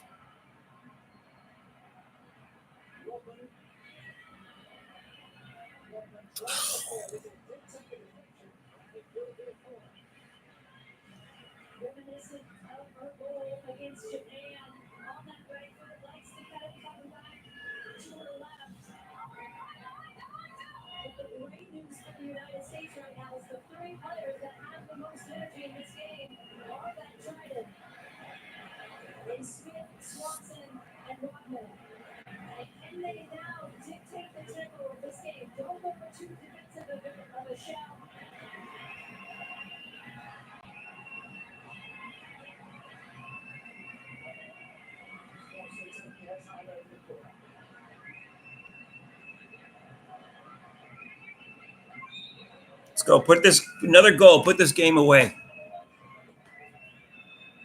Oh, it's too far. Oh. Is there another race on NBC?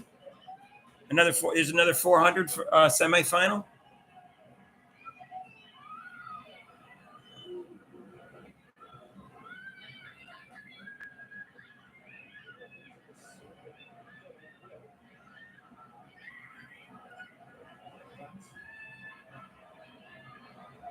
Yeah, no more campaigning. No campaigning during the Olympics. We ruled on that the other day. They weren't listening.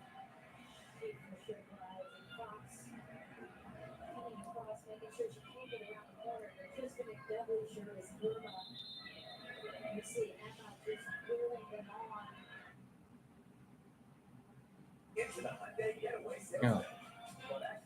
The hottest deals of the summer won't last. Get in and get away now. Visa Ionic 5 for $199 a month. Or get 0% APR.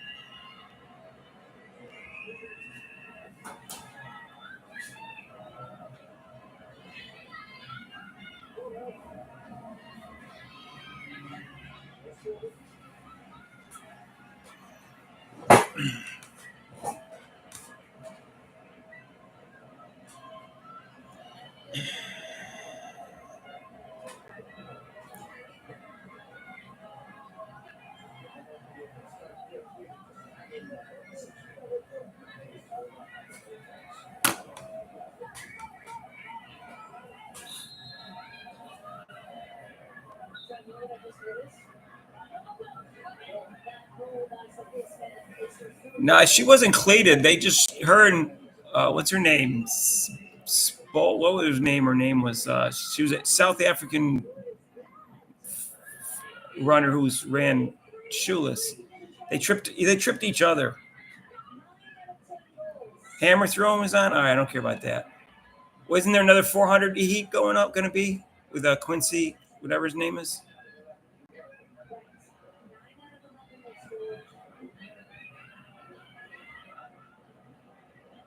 Volleyball team won their match. Beach volleyball or regular volleyball? Oh, indoor volleyball. Okay, indoor volleyball. Yeah, the men won against Brazil too. Men against Brazil yesterday. I think it was four. Took them 4 sets. Brazil has won like 3 golds and 3 silvers before in men's.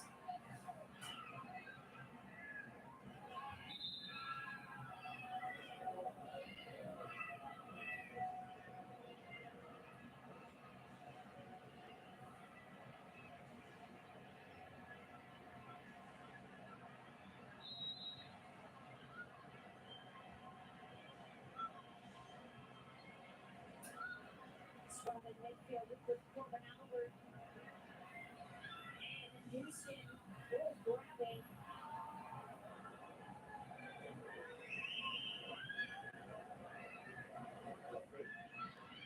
Swanson. Oh, really? 400-meter semis? Oh! Wow! What a shot. And this is Rodman earlier, just now. Oh! Swanson has a lot more to give Oh. here. What a shot.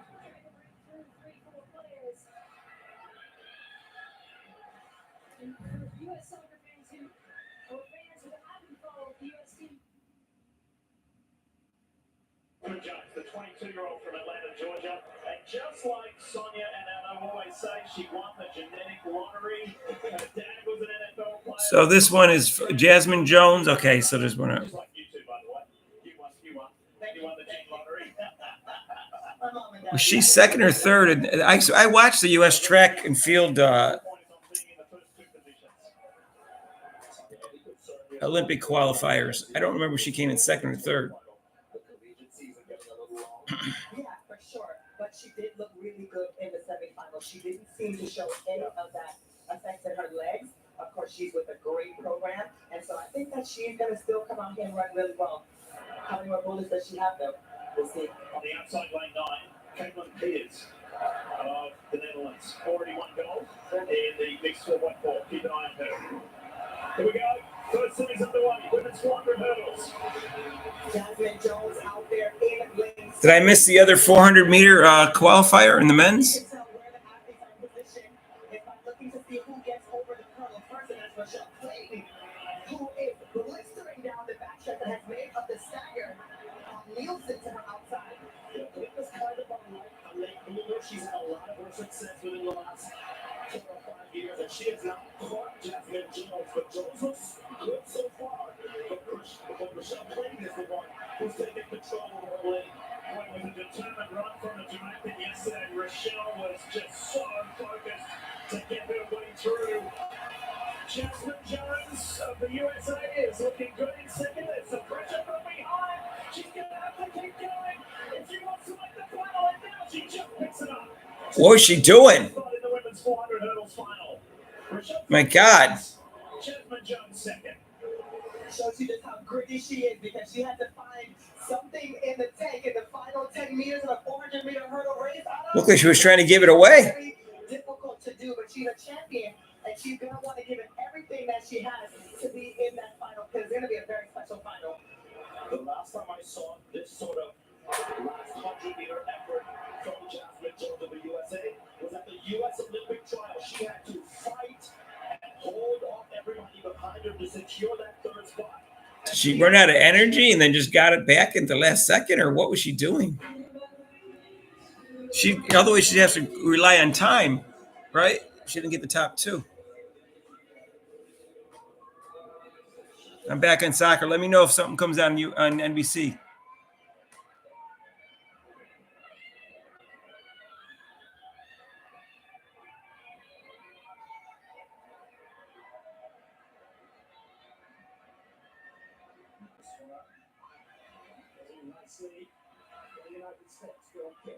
I suspect as this first period of extra time runs out, I know we'll talk about that balance of when the game can open up and when not. Don't want to get caught in a transitional game in this second part of extra time. consider it gentle. We don't want to get that time wasting from the referee.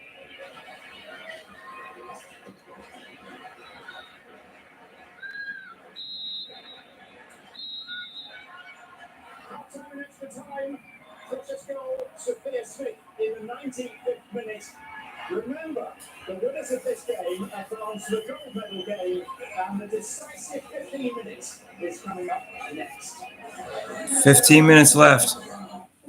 Sail through the heart of historic cities and unforgettable scenery with Viking.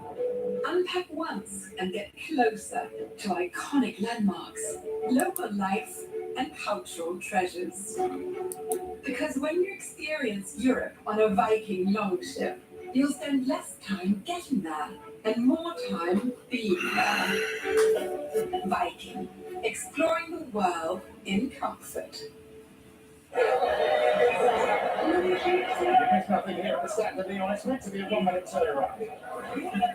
But nothing conditions and nothing in these circumstances. No, and you're seeing the U.S.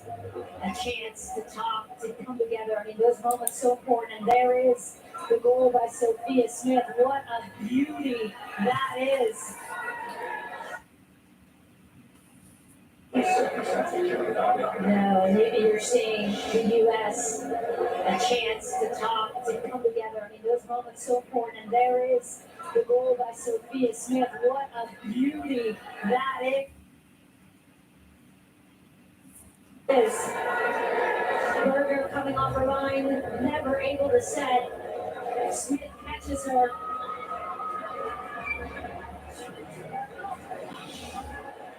And the thing in these moments with the team is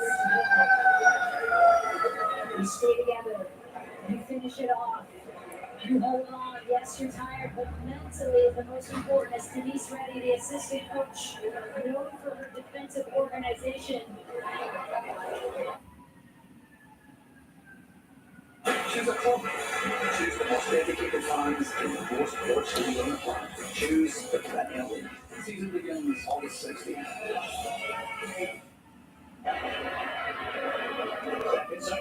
Oh, it's a big girl there. Big woman. After 3 rounds, Jana Price, 2019 world champion, fouled her first attempt. Needs to get a mark here in round 2 or 3.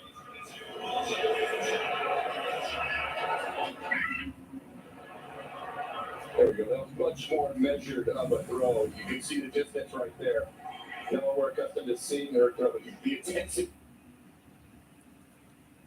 Actually able to win that semifinal later tonight against Brazil, because she has not had any success with Chelsea in terms of knocking the Spanish off their pedestal. We saw Salah real soon coming on for Germany. Substitutions still open to them if they wish. Prepare to make way. And soon straight into the action. Painful coming together. This one's going to take you a while to get back to her feet.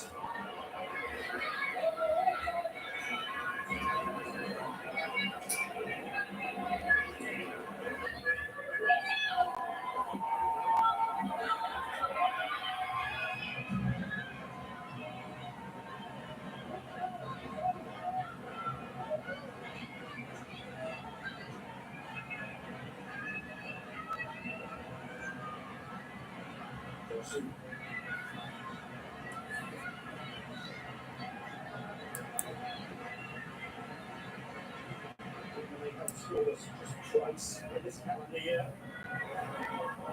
The quarterfinal here by Iceland. The Euro qualified just getting a bit of a return.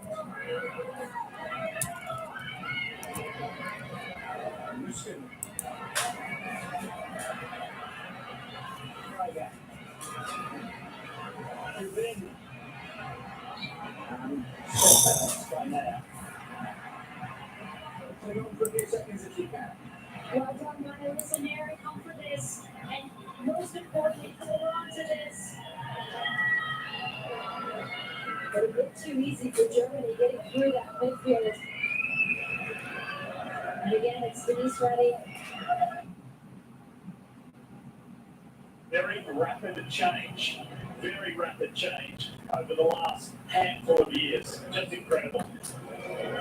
All right, here we go. 400-meter hurdles. Sydney. Wheeling up, but Andre, you see on the right there, up in the middle. She's all business. I like how she's all business, Sydney. She doesn't wave to the crowd. She just comes out, does her things. 100% concentration. Which means that Janine Russell and the other women to her inside have an easy target. The only problem is that target is going to be pulling away from them when the bell sounds. No, but you know, it would be a huge mistake to come into this race thinking, oh, Sydney's in here, I'm going to follow her. Yeah, I wouldn't do that. You got to stick to your race plan. It's a cliche in this sport, and in the Olympics especially, it is apropos. Run your own race.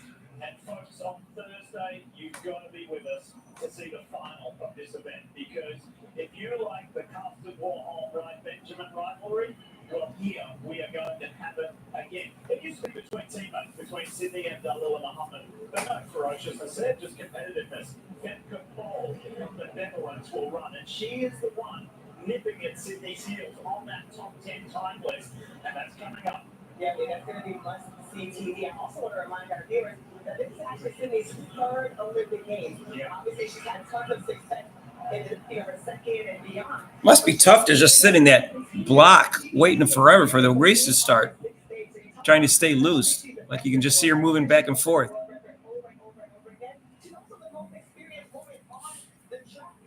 What's the delay?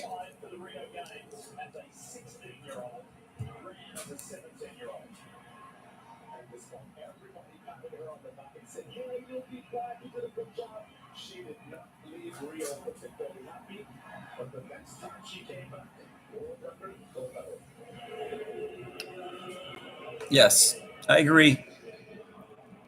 I always thought she looks good with her hair down. In lane 6 is the 30-year-old Jamaican Janine Russell. And keeping with what we told you about, this event has been What's that in the back of her head? Got like X's and O's? the time that she ran in those games, who had won Sydney's all business, I've told you. in 2016. If you're not in this event and you can have rated 152, or if you're not with the leader is 51, and 50, the days have been up. Step back in this defensive side of things. Yeah, they're going to fight back now. Hoover coming in on that back line.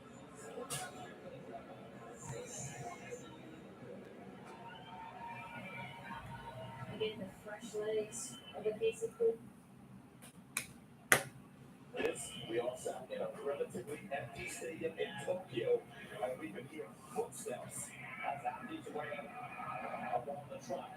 There was such love this episode. I'm telling you, I'm going for those athletes, and a big part of the Olympic experience is being in a stadium like this. There's 70,000 people here who are locked in on your performance, who are excited to see you compete and understand the stakes here, and that means everything to the athletes. There are 5 women in this semi-final with previous Olympic experience, so it is a top-class field.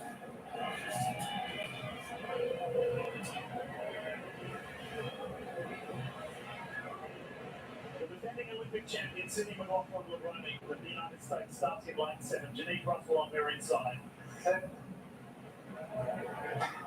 Top 2 go straight through to the final. Sydney McLaughlin wasted no time down the backstretch. She's already caught Tiana to the outside, but she's only got about big leads on her. That's the fact that she's run a 200 this year, that is still the 8th fastest time on the this year at 22:07. So we know that she's in great shape. She has phenomenal speed. So this will feel like nothing to her to get up in about 23 or 24 seconds through the first 200, and she is running away with it as we expected. Goes by Hannah Klaus of Belgium. Look who is next best. Look on the inside. My God. She looks like she's jogging too.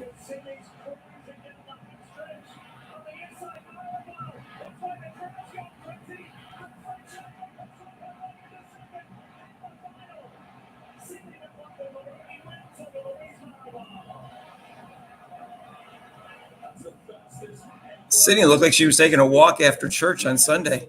She just makes it look so easy. It's really hard for us to explain what this young woman is doing every time she steps on the track. She's only time that used to win championships and jockeying coming home. I mean, it's just unbelievable. So let's go around the track with the greatest to ever do it, even though she's only 24. Remember that all of these athletes are running in a very premeditated and controlled step ladder. So there is a little bit, you see Sydney stuttering and you're thinking, wait, why is she not perfectly moving over these hurdles? It's probably because she has to back off just a little bit. This is not She has great legs. so sometimes the steps are not perfect. When she is in a round where she doesn't have to be all up. And interesting why Sydney was able to handle this. He was such class. If you were to remove the hurdles from everybody else in the field, their PR at 400 meters is still slower than Sydney's PR over 400 meter hurdles. Let that sink in. No one in the field can run faster without hurdles. That's why she's able to separate. But look at the separation here, Arnold. In a semifinal at the Olympics. It's not a fair fight. Sydney McLaughlin has all the tools that you need to be great in this event. She's fast at 400. She's got the sprint speed. And her coach, Bobby Kersey, who, of course, famously coached Alison Felix, Jackie Joyner Kersey, Flo Jovia Beavers, has her primed and ready. Her technique looks very good as well. And Andre and the siblings and mom, everybody's pretty pleased with that. But let me just say that's what Sydney does. And she doesn't make a big fuss about it either. That's just how she rolls. Sydney McLaughlin-Laverne, no big surprise to see the fastest semi-final in the Olympics ever. Louise Marable, let's send the crowd into a frenzy. So let's hear from Sydney. She's with Lewis. Well, Sydney, as always, you follow your coach's directions and you trust his plan. But can you help us understand how you focus and concentrate? The lights to stop play. And we'll restart with a drop ball, which will favour Germany.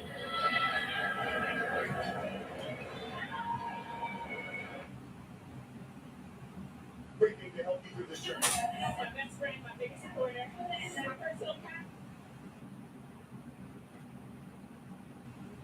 Since if you trust his plan, but can you help us understand how you focus and concentrate and execute every hurdle now, marching towards your goal in the Olympic final? That's all I can do.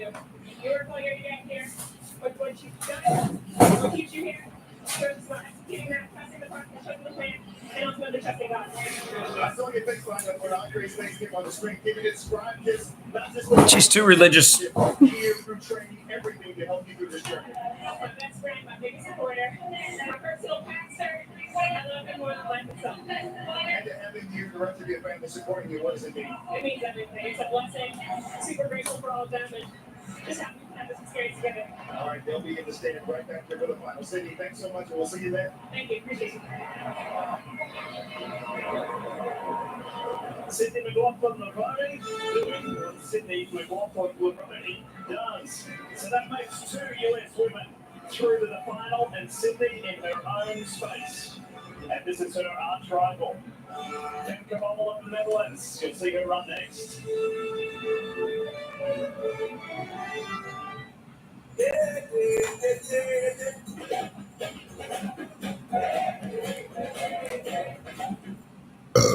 Excuse me.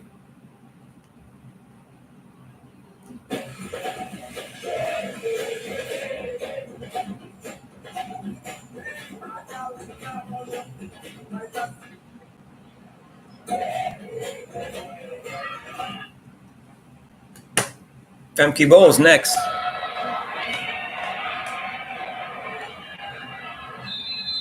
player like Lena Oberdorf, 3 huge, massive players and key players for this German squad.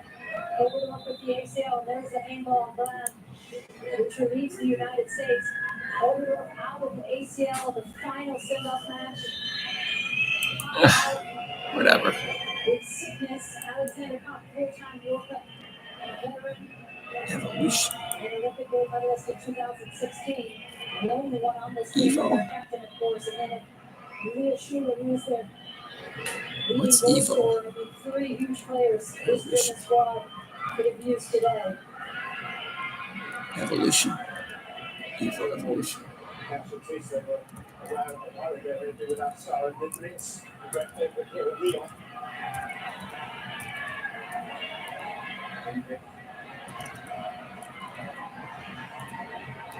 Wilson. 2.5 minutes. That's a chunk of additional time beyond that.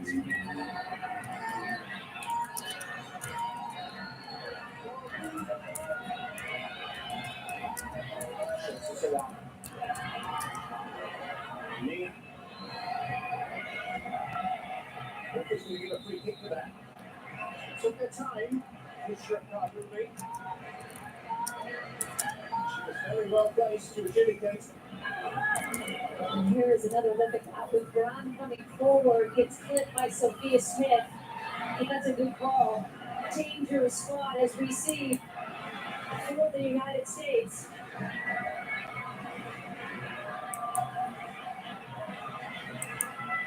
We've got the left foot up to Shakara Buell, or the rocket right foot of Julia Quinn. And the US has every reason to be nervous at this point.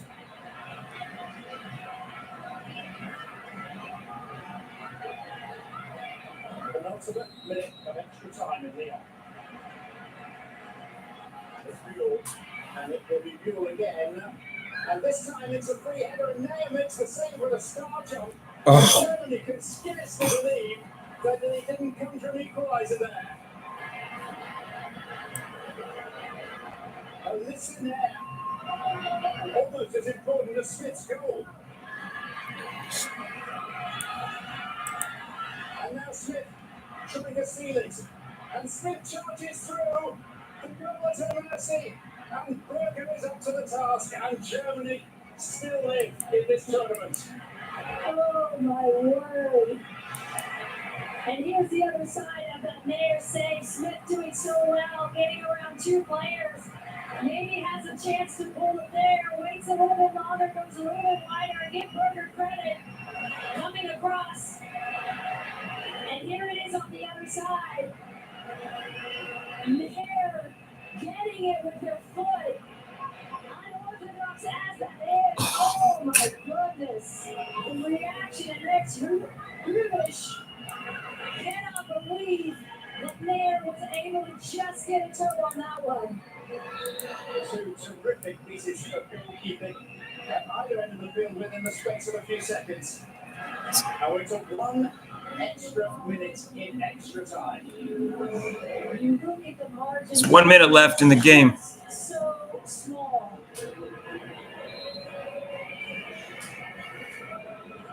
And again, the United States knows.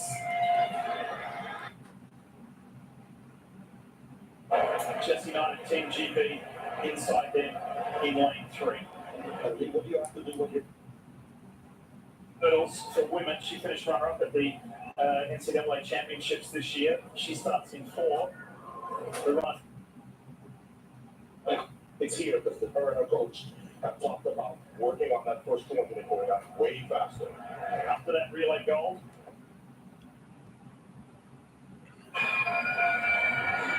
Rodman. US ball.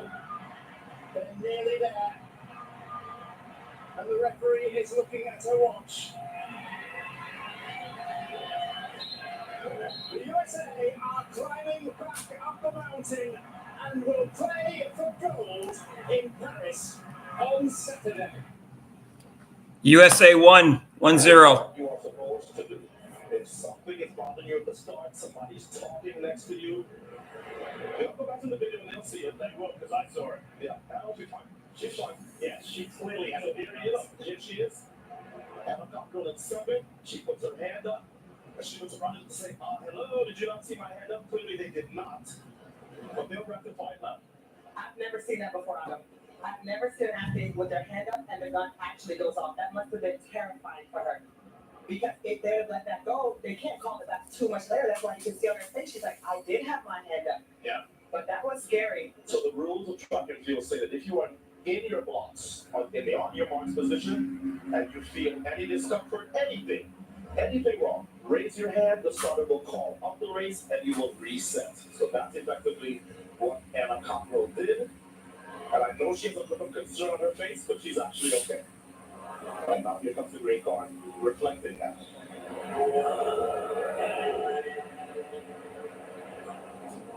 That was all playing out right in front of us, by the way. We've got the three officials down there having a chat. Sorry, I think that's going to get her addressed. You know what? You can see it on her face. Because you try to prepare for everything for this moment, and you do not anticipate. It was weird. Like you're in the blocks, and all of a sudden you don't feel right. Still goes off. Ooh, that was a scary moment there for Anna Cockrell. Hopefully, she can rebound, get back in the zone, and execute her race. Oh, Let that adrenaline consume her. Yeah, in other words, don't go out way too fast or outside of your pattern for those first 5 hurdles. Back to basics. Femke's not gorgeous. You're insane. She's like average looking. I can't believe you think she's gorgeous.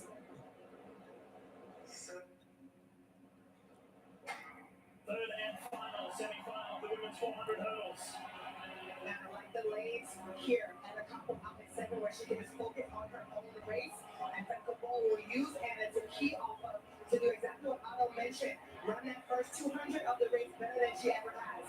Yeah, you saw Becca Bull very patient in the first 100, but look at her sort of unleash some of what she has in store down the backstretch, and now she is marginally ahead of Anna Cockrell. Again, of Belgium, out wide, but they've gone past her. 7 of Jamaica is hanging tough on the inside, and might give Anna Cockrell some work to do. Becca Bull is clearly out in front, and she's managing her pace, but Cheyenne Sedman is looking like they're going to throw Anna Cockrell. Top 2 go through to the final. It's going to be a race for that second spot. Anna Cockrell rallies and follows. 3 American women in the finals.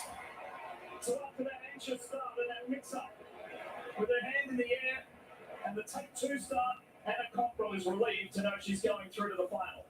That was a big mental win there for Anna Cockrell because, like I mentioned, she had to be rattled after what happened. And there was a moment where it didn't look like she was going to get there, but she was able to find it. She trusted herself, and she was able to secure that second automatic spot. You can have all the plans and all the choreography in your head.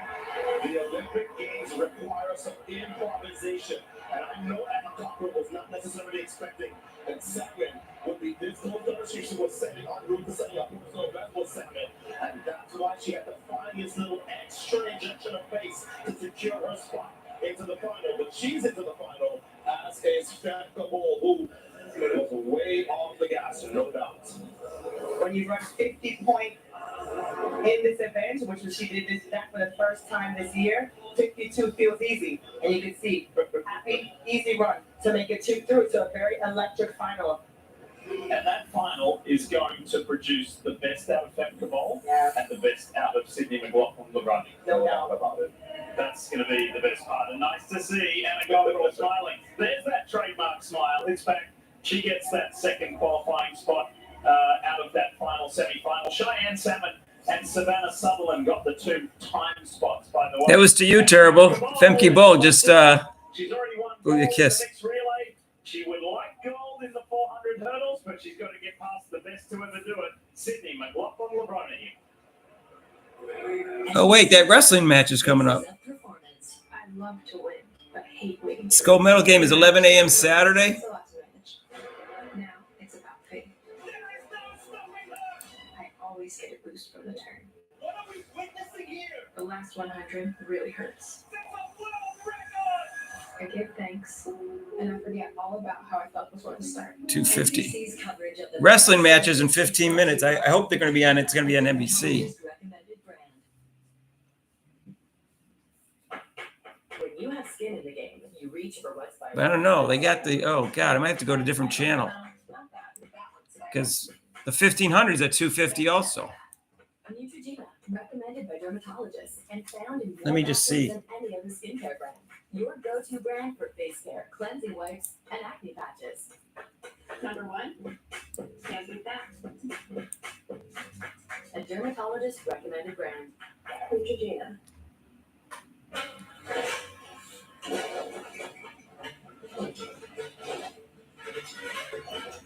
340. Yeah. Gabby's up ready. It's got tough competition. That Julian Alfred seems to be peaking at the right time, just like her. I bet you it goes down to the wire. All the Jamaicans are injured, or at least the two biggest threats. In a minute, want to give you an update. This was the goal you saw live. Sophia Smith scoring for the United States, and the U.S. saw the game out, including a great save at the end by listening there. The United States, for the first time since 2012, for the gold medal match in soccer, a 1-0 win over Germany. Here is the save on a free kick late. What they saved, the left leg of there, keeping the U.S. on top and a seat out the game. And we are joined live, as the game just ended a few minutes ago, by Sophia Smith, who is with us. We're glad you had to wait a minute during the commercial to catch your breath. First off, congrats. Second off, tell me about the goal.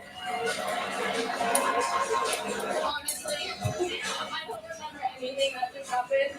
I know Mal played me first and fall through, and yeah, I just saw an open in front of me and knew that I had to step up in a big moment. I feel like I had to do that for this team. We've been working so hard, and yeah, I found a way to put it away, but yeah, honestly, I don't remember anything that just happened in the past 100 and whatever many minutes. It was a lot. You've had a couple of games go through it. Channel Beyonce, give me that microphone up by your mouth real close so we can hear your answer. As I asked you about, no, don't be sorry. You're exhausted. You're all good. I just want everybody to hear you about what this means for Team USA. It's a new generation. You started up front, have been terrific in terms of goal scoring. What does it mean for all of you to get to the gold medal match and come back here to Paris to play for gold? It means absolutely everything. We had a hard year last year. Things didn't go how we wanted to at all, and we knew we were better than that. We know we have so much potential in this group. We're a young group, but we can be so. At 4 o'clock is beach volleyball, Mr. Terrible. This is just proof of that. We obviously have one more game, and it's the most important. Quarter USA versus SUI. What's SU? I don't know what SUI is.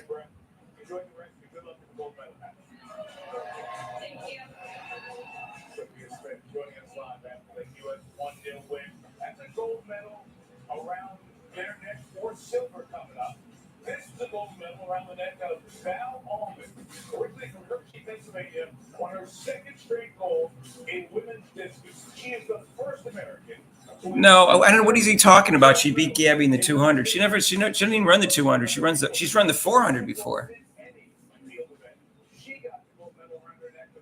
SUI is Swiss. Why you? Is that because that's how the spelling is Swiss?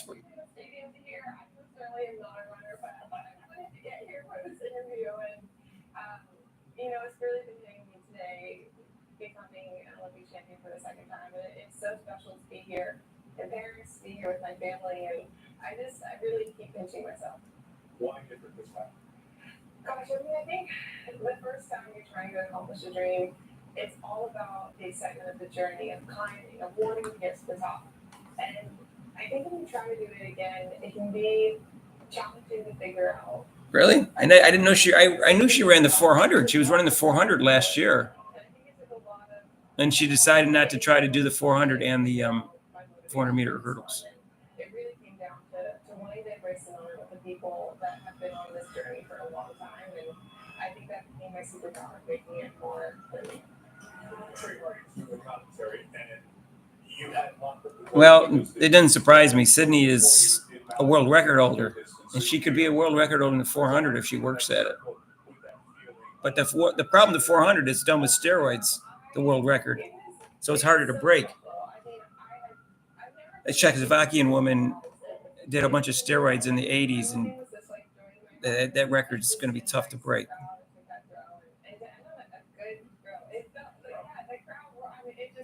It was such a special moment. We can ask him, you want to go to Tokyo, and hey, we go here, have people in there. When's that? Isn't there 1500s coming up? What's that energy difference for you? It is so impactful.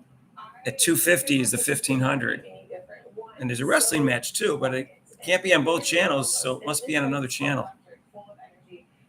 Why they have the men's 1500 at the same time as the wrestling final? That's stupid. So many different sports. These stadiums, these different venues being full, it's incredible as an athlete. We're only 30 seconds left, and you've had a great story to tell. Kind of rediscovering love for the sport, kind of placing it in a more mature life of yours. And now as you look back at all the work you've done on you and on your sport and your athletics last 3 years, how proud are you of what you've been able to accomplish? Gosh, I'm really proud. I am really proud. I mean, it's been such a journey, and you dream of having those moments of gold, you know, and it's been just absolutely incredible. And I'm really gonna just enjoy this time in Paris to celebrate. Greatest discus thrower in the United States women's history. Gold medalist. You want to watch the 1500?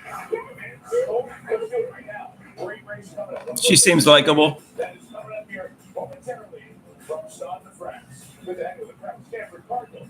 Two-time Olympic gold medalist. Men's 1500 final.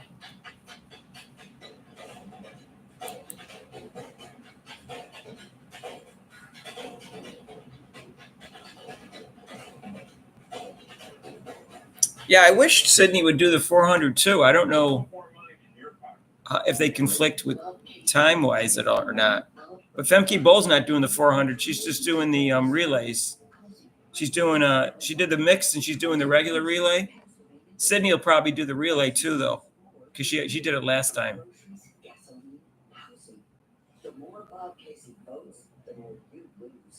Yeah. Neither one are in the 400, and they could both medal in the 400. Whether they'd win the gold or not, I don't know. There's one. I think there's a 400 woman that's really good. I forget her name. Who won the world championship last year? Let me just see. I forgot. Today, that's hard to do because of the open border. I've seen firsthand the damage that Kamala Harris caused as our country's borders are. Hospitals everywhere are overwhelmed, and American patients are paying the price.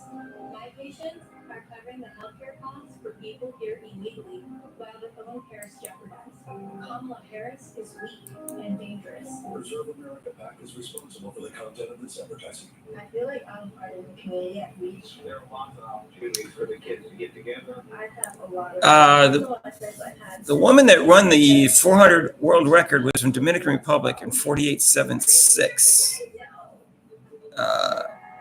last year. Independence Blue Cross, we know where you come from is a part of who you are. That's why we get to know our members and their communities, which are also 48.76.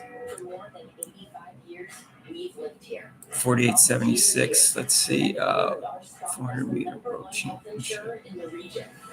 We're your hometown partner for life, and we'll never stop looking out for you. 48.76. Welcome back to Stade de France. Women's hammer now through 3 rounds. Let's catch up on the action. America Deanne Price, the 2019 world champion, on the outside looking in, trying to get to the top 8 for 3 more throws.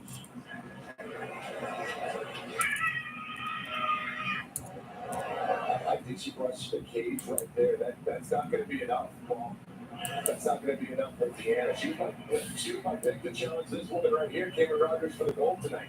Yeah, Cameron Rogers came in as the reigning world champion, sitting in 2nd place coming into round 3. 48.76. So it's 48.36. That was a much nicer hit than her earlier rounds. A little bit quicker in that last turn, getting that ball, keeping it away from her. Good throw. And then here's the 28-year-old from Pickerington, Ohio, Annette So Sydney's best time in the 400 is 48.74, and the World Championship is won in 48.76. But that was the World Championship last year. But the Olympic Championship was at 48.36. So she hasn't approached that time yet in the 400 meters. Let me see about Femke Bol. What I just see? That was 48.74. First place right now. 1 centimeter off her best. Her coach Susan C., the director of cross country track and field at the University of Cincinnati, celebrates with her. So Femke Bol's best time in the 400 is only 49.44. So she would have to really, she might not medal. Final of the men's 1500 is just moments away, and it features the defending Olympic gold medalist Jakob Ingebrigtsen of Norway.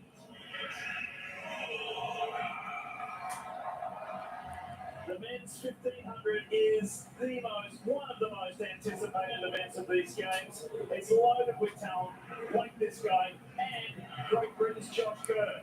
They've spent much of the last year talking and not a whole lot of head-to-head racing. We've done better than everybody else. There's a lot of people that is scared. Yeah, I know. I'm on that channel. I just want to see if the wrestling match is going to be on at the same time. It'll be a good handful of times, but I think, I'm on that level now.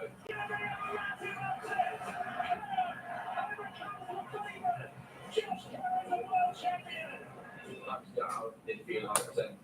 Whatever you get the next guy. Did you say the next guy? Yeah. Oh, okay. If you can be disrespectful to me, that's fine. I still have the world championship. I think some people are just being idiots. The ego behind him as well. If he doesn't realize that he's got some real major weaknesses, then he will not win the gold medal. I think it's very funny because nobody's told me anything in my face. Throwing each other under the bus when you're in a safe environment in a podcast. It's a power move. I'm the strongest and the fastest 1500 runner in the world. So yeah, I'm feeling spiced. Josh Kerr will be known as the Brit that never competes. There's been a lot of talking words. I'm just looking to say all that. This is like the most vicious and hardest 1500s this course seen in a very long time. I've won it before, so I don't know what's all the fuss about. It's going to be a walk in the park.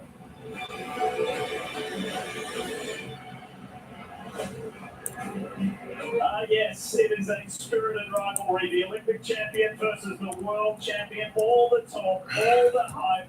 I'm excited to say that my teammate and two-time Olympian Kara Goucher joins me. Kara, I guess we're about to see who has the last word in the final of the men's 1500. We have been looking forward to this since the World Championships in Budapest last year. All of the talking, all of the back and forth. They are both excited and they both want to settle this right now. There are 3 Americans in this final as well. Cole Hocker, Yared Naguse, and young Hans Kessler. So they are in what has the potential to be one of the best 1500-meter Olympic finals in history. And by the way, some are predicting the world record could fall. The last time a world record was set in an Olympic final, you have to go back to Rome, 1960, Herb Elliott. So there's a lot of history on the line here, as well as this. Josh Curl got the bronze last time. Right here. You know, he surprised a lot of people by winning that bronze medal in Tokyo just 3 years ago, but it was not a surprise to him. He sat down with his coach. They had a 6-year plan. It did not end with winning the World Championships in Budapest. It ended with winning the gold medal tonight. And this, we see Jakob Ingebrigtsen. He is the defending champion. He wants to put this rivalry to bed tonight. He wants to become only the second man in history to win back-to-back gold in this event. He is tired of the top lead. He is tired of his losses. He's here to win. The win is over. The final of the men's 1500 is underway. And Ingebrigtsen in the white top, third from the left. He says, I'm thriving on this competitive scene. I love it. Bring it on. And he goes to the front straight away. And this is the plan we thought Ingebrigtsen would have. He's going to go out and push this. He actually scared the world record a little bit just a few weeks ago, and he knows, or he believes, that he is faster than everyone else. So his plan take this and make it a full 1,500-meter fight. I'll plant the seed for you. The world record is 3:26 even. We'll revisit that later as the men are up to speed, and on the far left is one of the three Americans, Cole Hocker. He's coming up to join his teammates, Yared Nuguse and the 21-year-old Hobbs Kessler. If Cole Hocker can stick in this, get around his American teammates, he can spoil the fun. His finish is better than anyone else's, but he needs to get in better position. This is too fast. He cannot get from way far out. This is super special too. First time all three American men in the Olympic 1500 final in some 3:26.73. really cool. As Ingebrigtsen leads the way. Lee, they're on in 54.9. I have never seen a race of the 1,500 go out that fast. And look at everyone knows they have to just go with it. Forget about the clock. Don't concentrate on the time. They have to be in it to win it. And Josh Kerr's positioned nicely in third position there in the blue, right on the rail, hit number 7. He's going to ride this train and hope that with 2:50 left, he has something in the tank. The three medalists from Tokyo are in the top three positions as Timothy Cherian comes up to third now, just on fourth with Josh Kerr.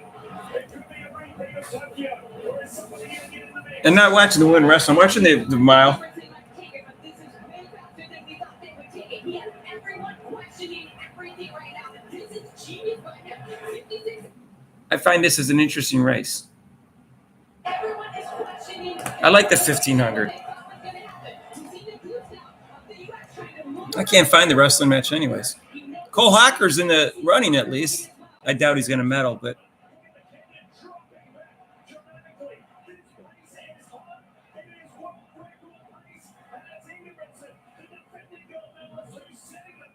Ingebrigtsen with no pacemaker, no pace lights, going after the world record right now. Timothy Cherian, we haven't even mentioned it. This is your podium from Tokyo. First, second, third, right now in the race right now. And look at the Americans on the bell lap. Yared Nuguse, Cole Hocker, and Hobbs Kessler. They're in the top 6. got 3 Americans that get a medal. Hocker needs to move around Nuguse here. He's going to put himself in contention. 55.8 on that last lap. Josh Kerr is waiting. He needs to pounce now if he's going to take this title from Ingebrigtsen. Look at Cole Hocker. He feels he can get him, and so too does Yared Nuguse. Hobbs Kessler wants him on the conversation. Ingebrigtsen, Cole Hocker on the inside. He gives him a little shove, but can't get by. Here comes Josh Kerr on the outside. All the talking is over. The world champion is in front. But Cole Hocker's not done with yet. Cole Hocker wins it! Holy cow! Sets the favorites. It's gone for the USA.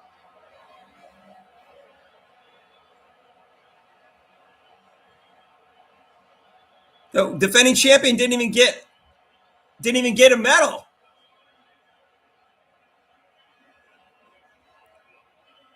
He had run a 3:26.73 best lifetime. All that cocky talk between the two of them, and Cole Hocker just quiet little Cole Hocker.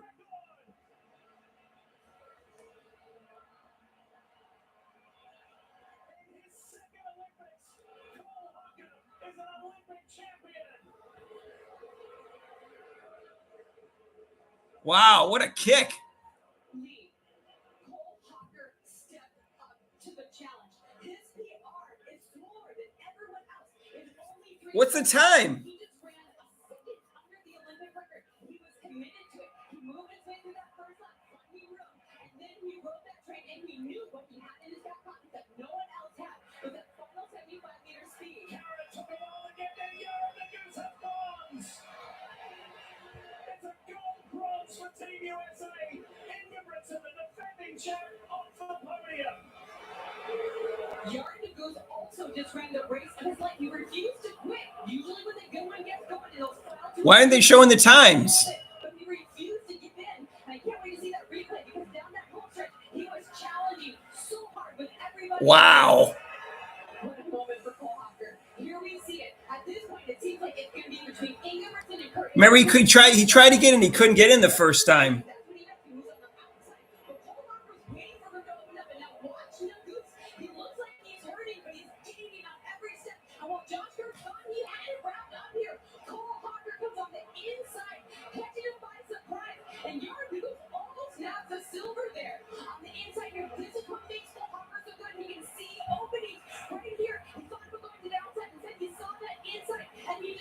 second, he's just looking up, looking at his feet, looking down. He finally, he knows he has it within him. Olympic champion. We told you it was going to be a historic race. It's the first time the United States have had two medalists in the men's 1500 in 112 years. Wow. They weren't even the favorites. USA.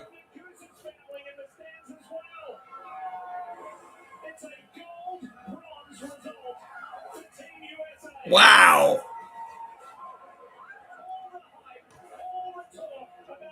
Neither one were favorites.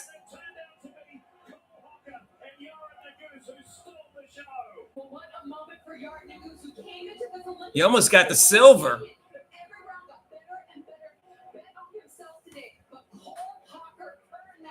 He said, I know that Pierre's are better than me. I am not afraid. You bring the pace, I will bring it back. And that's exactly what he did. The 23-year-old from Indianapolis, Indiana, is an Olympic champion. Yared Nuguse, he was denied the opportunity to run in Tokyo through injury. He was there, but couldn't get on track. And the Tokyo champion does not see a medal. Wow. The two cocky guys didn't get the gold. Olympic record.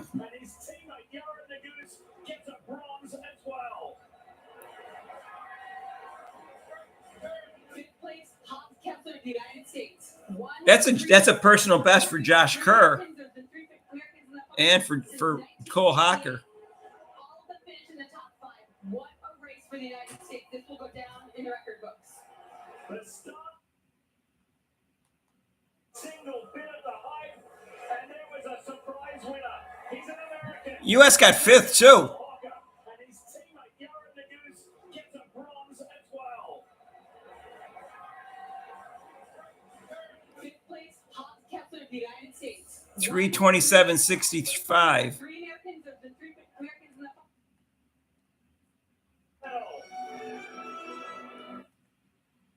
Wow. This will go down in the record books. The stars and stripes are flying high. I got to look up Cole Hecker's personal best before this. What a race. What a finish. It was all hard from the men in red, white, and blue. And Cole Hocker is the Olympic 1500 champion. Josh Kerr, the world champ, gets silver. And Yared Nuguse, the goose let loose on that home stretch and got himself a bronze medal.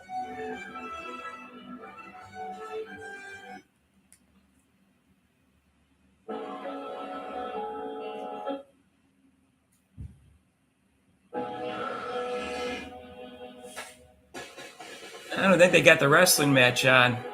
The gold medal must be on Peacock.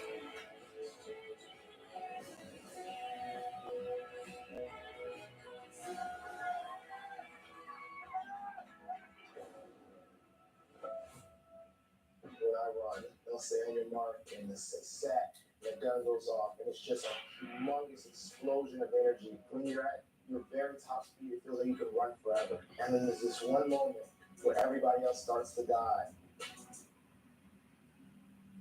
Essentially, whether it's fashion, music, racing, of course. USA. To my dreams. The Olympics tonight on NBC and Peacock.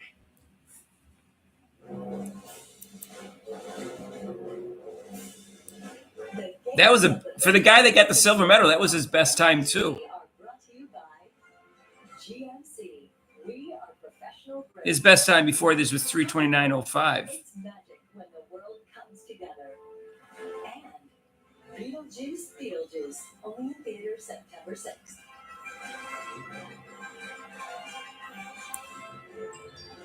Holy cow. Did that not get you out of your chair screaming at the TV or what? What a sprint from the city of Speed, Indianapolis. Cole Hocker saw the checkered flag and got there. And Yared Nuguse won 100th of a second out of silver, gets the bronze. Stunning. Down to Megan Britson and the running world.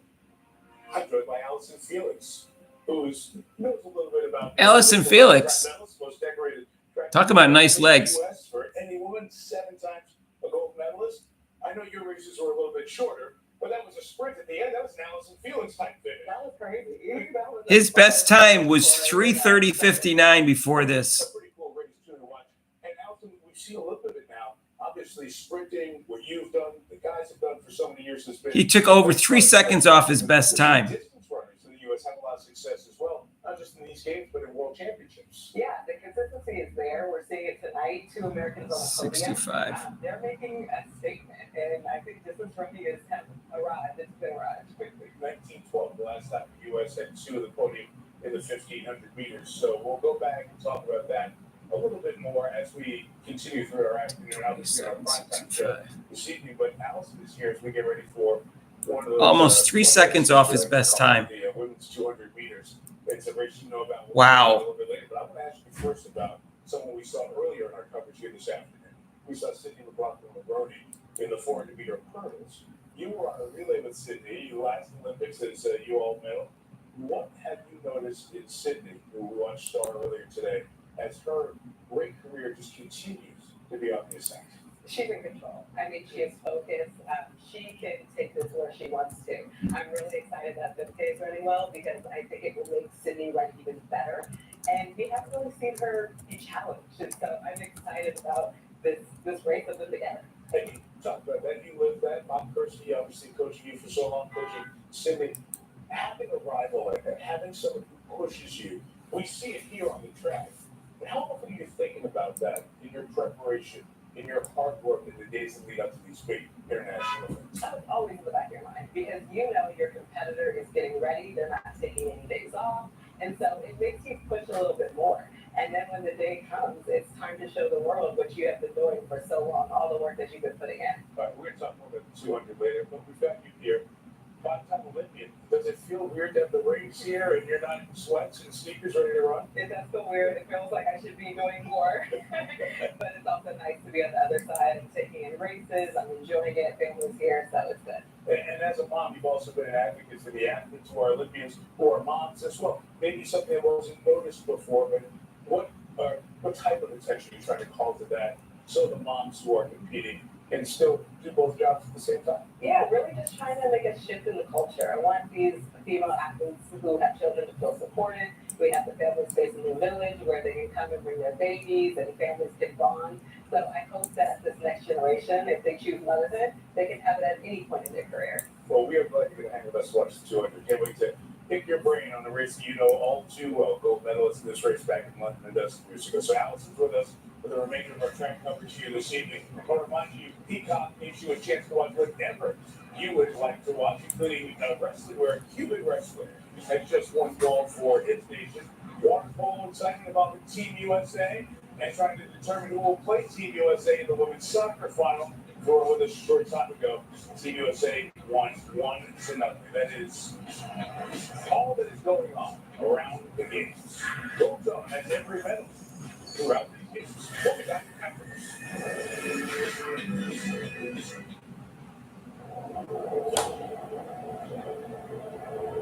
The only way to answer what comes next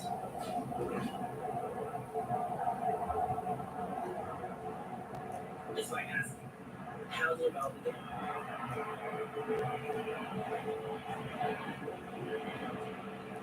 It was always about the joy of realizing you're exactly. Now I have Power 9. The Thailand to win here, to win all the 3 remaining possible singles here to turn this around.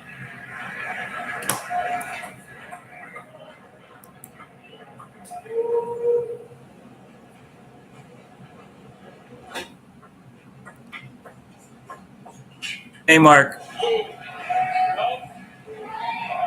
Jim Ryan. Jim Ryan was like a phenom when he was in high school. I remember him. He lost that race, and then he never got a gold medal.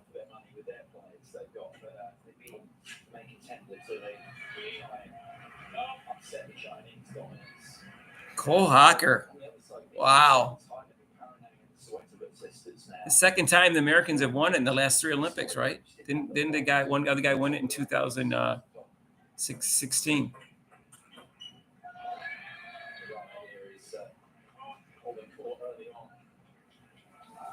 it's wonderful for Towns that we've got other nations now coming through strong. It was interesting that men's singles semi-final. We had 2 European players, one from South America and one from Asia.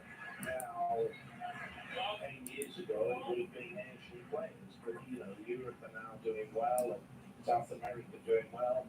We have an African player in the quarterfinal in Tokyo and again here. So 4 continents represented in the quarterfinals.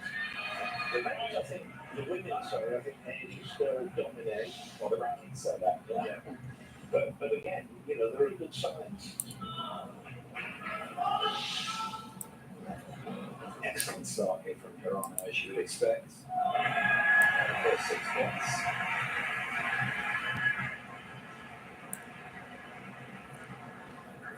All right, they're behind in wrestling.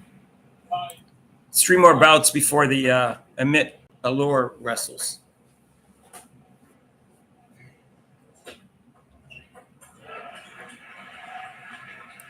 Good thing.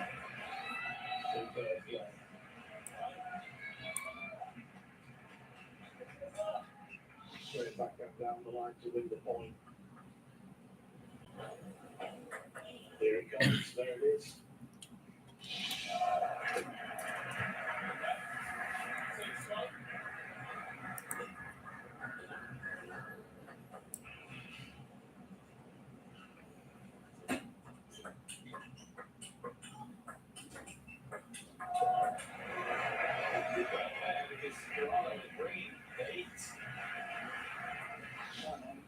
Cooler down on that occasion.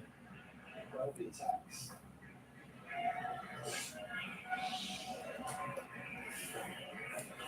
Ugh.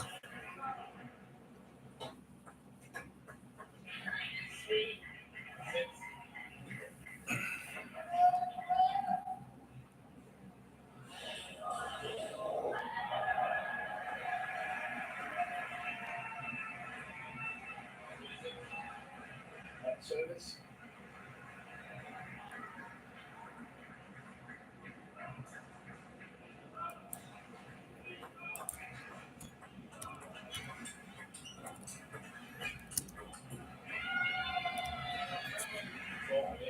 With a little bit of side spin taking it out wide.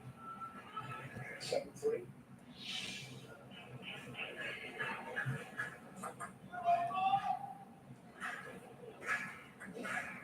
See that ball away.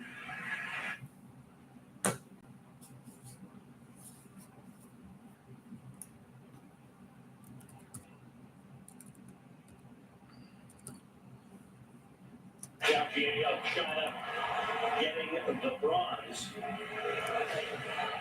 We got some of the Canadian contingent staying at our hotel, and let's just say they kept the workers there up late. Yeah, they'll be there when we get back, no doubt. No doubt. And there'll be a huge, huge party waiting for Annette back at the Olympic Village as well. Chip Team USA will welcome her with a little bit of fanfare. Annette Echegwoke, Pride of Ohio, and the Cincinnati Bearcats. I assume Lewis Johnson celebrating somewhere. He's a proud alum. Canada goes gold and gold in the men's and women's hammer.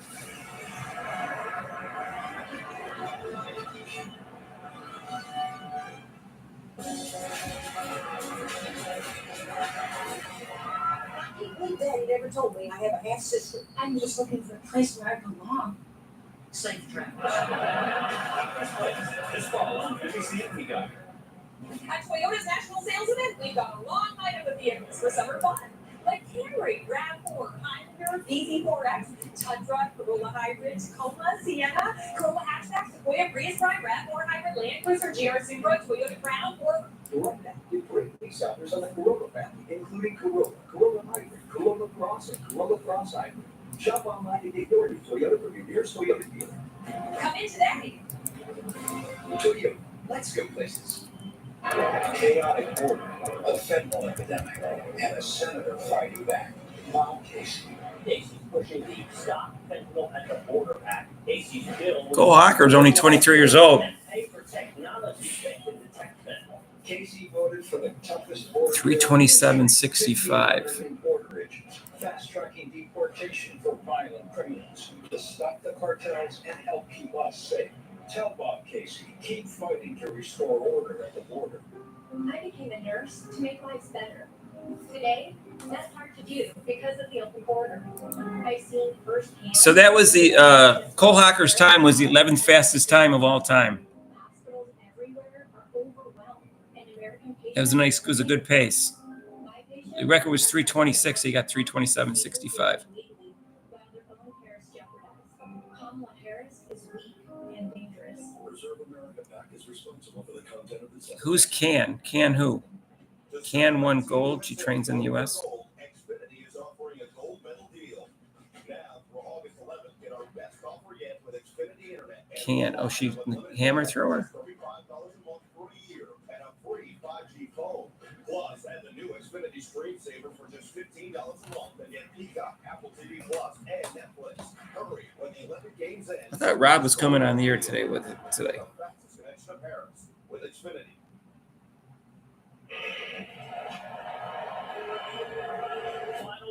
Finals here tonight at Stade de France as we prepare for the race for a medal. Gold, silver, or bronze in the women's 3,000 steeplechase. We can be Carragoucher with you. And we're spoiled to have the defending gold medalist here as well, Maruja Mutai of Uganda. Can she defend? I mean, she has been looking better this year. You know, Lee, this is still a pretty young event in the Olympic Games. It's only the 5th time that the women's steeplechase has been contested at the Olympic Games.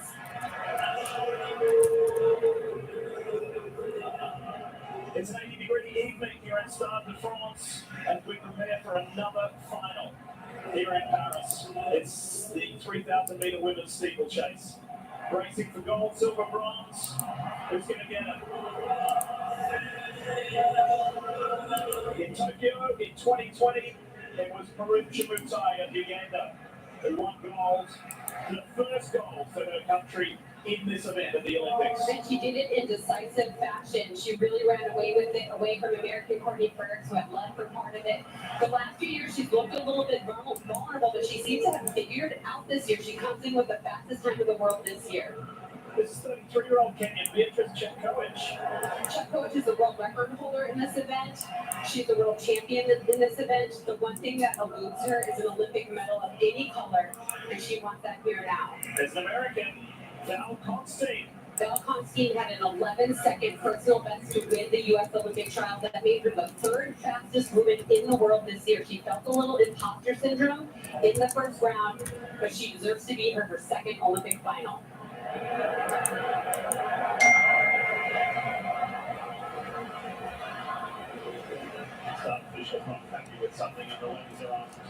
I got Speaking of Team USA athletes, second from the right there, Courtney Wayman. It was her first Olympic team, a dream of hers, 4th at the trials 3 years ago. Let's go. Women's steeplechase final. A lot of hard work to be done here, but it's going to be worth it. And how will the U.S. women fare? We're about to find out. I got to go on. Well, I'm on straight live from the website. I got to go on StreamYard and then. So let me see what I can do here. She can close with anyone. So for her, it's going to be fighting her self-belief to keep herself in the mix. But remember, there's a very long race. It's only feels a lot longer. And then just tucked in behind the French runner, Elise Fino. Meanwhile, at the front, Chimutai is out there. Just ahead of Beatrice Chepkoech. What are your thoughts on pace initially? What did you make from the prelim and what's your general feeling? I mean, I feel like right now these are the 2 women that have run under 9 minutes this year. They've decided to go to the front and really push this. Both Chimutai and Chepkoech like a fast race. Chepkoech ran the World Indoor Championships this year and got a bronze medal in the 3,000. So we know her speed, her flat speed without hurdles is good. They want to step over this first water jump. But they want a fast race. That's what they want. You starting to make her way through the Ethiopian, she's just gone through the water jump and She is only 19 years old. She finished second in the U20 World Championships a couple of years ago, and now she's on the Olympic stage. Just clearing out barrier, she sits in fourth place early on. And she is one of the futures, I believe, of this event. That's hit number 4. So young to come to the steeplechase. Just ahead of Winifred Yarby. Representing Bahrain here in Paris. She was world champ last year. This is extremely fast. That's why we see them so stretched out. We see American Bellefontaine on the back of the screen right now.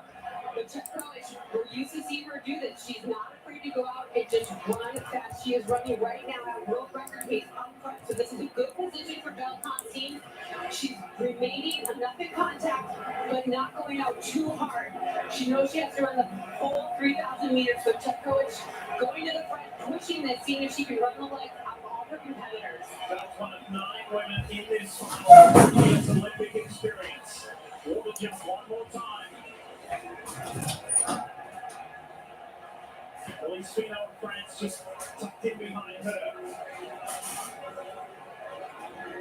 Constantine missed the 2022 season with an injury, started her 2023 season in her very first race of the year, hit a barrier and tore her ACL, had to have surgery. As she was going into surgery, her doctor told her, I'm going to fix you and you're going to be ready for Paris. And here she is finding herself in her second Olympic final. It's a little bit like trials, doesn't it, Karen? Like, not saying any Emma Coburn or Courtney Fredericks, the 2 American women who have medaled. Remember, this is just the 5th time that this has been run in Olympic history. Emma a bronze medalist, Courtney a silver medalist in the last 2 games. So it's down to Courtney Bellefontaine and Courtney Wayman to play the Stars and Stripes here in Paris. But right now, this pace up front is hot. It's slowed a little bit, but it's still sub-9-minute pace. And this is what Beatrice Chepkoech does. She just goes to the front. She almost is the pacemaker for everyone in every effort. And look at tucked in there. Chemutine just looking really easy. She's content to sit behind her over the water jump. We'll have to look at her next time. She just hurdles it. She tucks her legs to the side. It's very a signature move for her. She loses some momentum in that water barrier, but it doesn't bother her. But Chepkoech is always happy to go to the front, and the rest of the field, they're happy to follow. Here comes Almayu, the young Ethiopian on the far left of screen. 4 laps remain at this stage as the defending gold medalist, Farid Chemutine, skips over that barrier and takes the front. And looking for a position, that's Faith Cherotich from Kenya. She's thinking little Faith. Her mentor is Faith Kipyegon, who we saw win a silver medal in the 5,000 last night. So they work together. Rob, do you see the 1500? She is very young, only 20 years old. Can you hear me? Oh, you haven't watched the 1500 yet? Yeah, did you watch the 1500? Oh, you didn't watch the track race? Oh my God. Okay, I'm going to tell you. Watch the. Yeah. Okay, I won't tell you what happened. Watch the 1500. So this guy from Sweden and England were the 2 favorites, and all right, Rob. So I'll go live, but I may end up being live 2 times.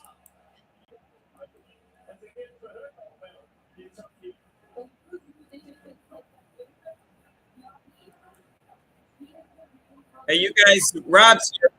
I'm going to be live on 2 stations. I may be cutting this off, and you may have to get me on the other live. Hang on a second.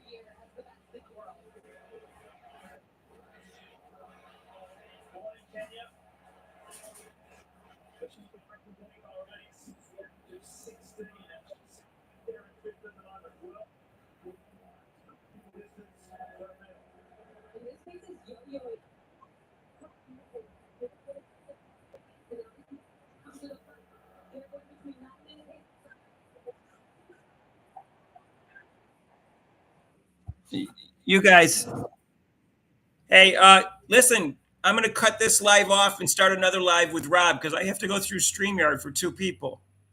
So just look for another live stream.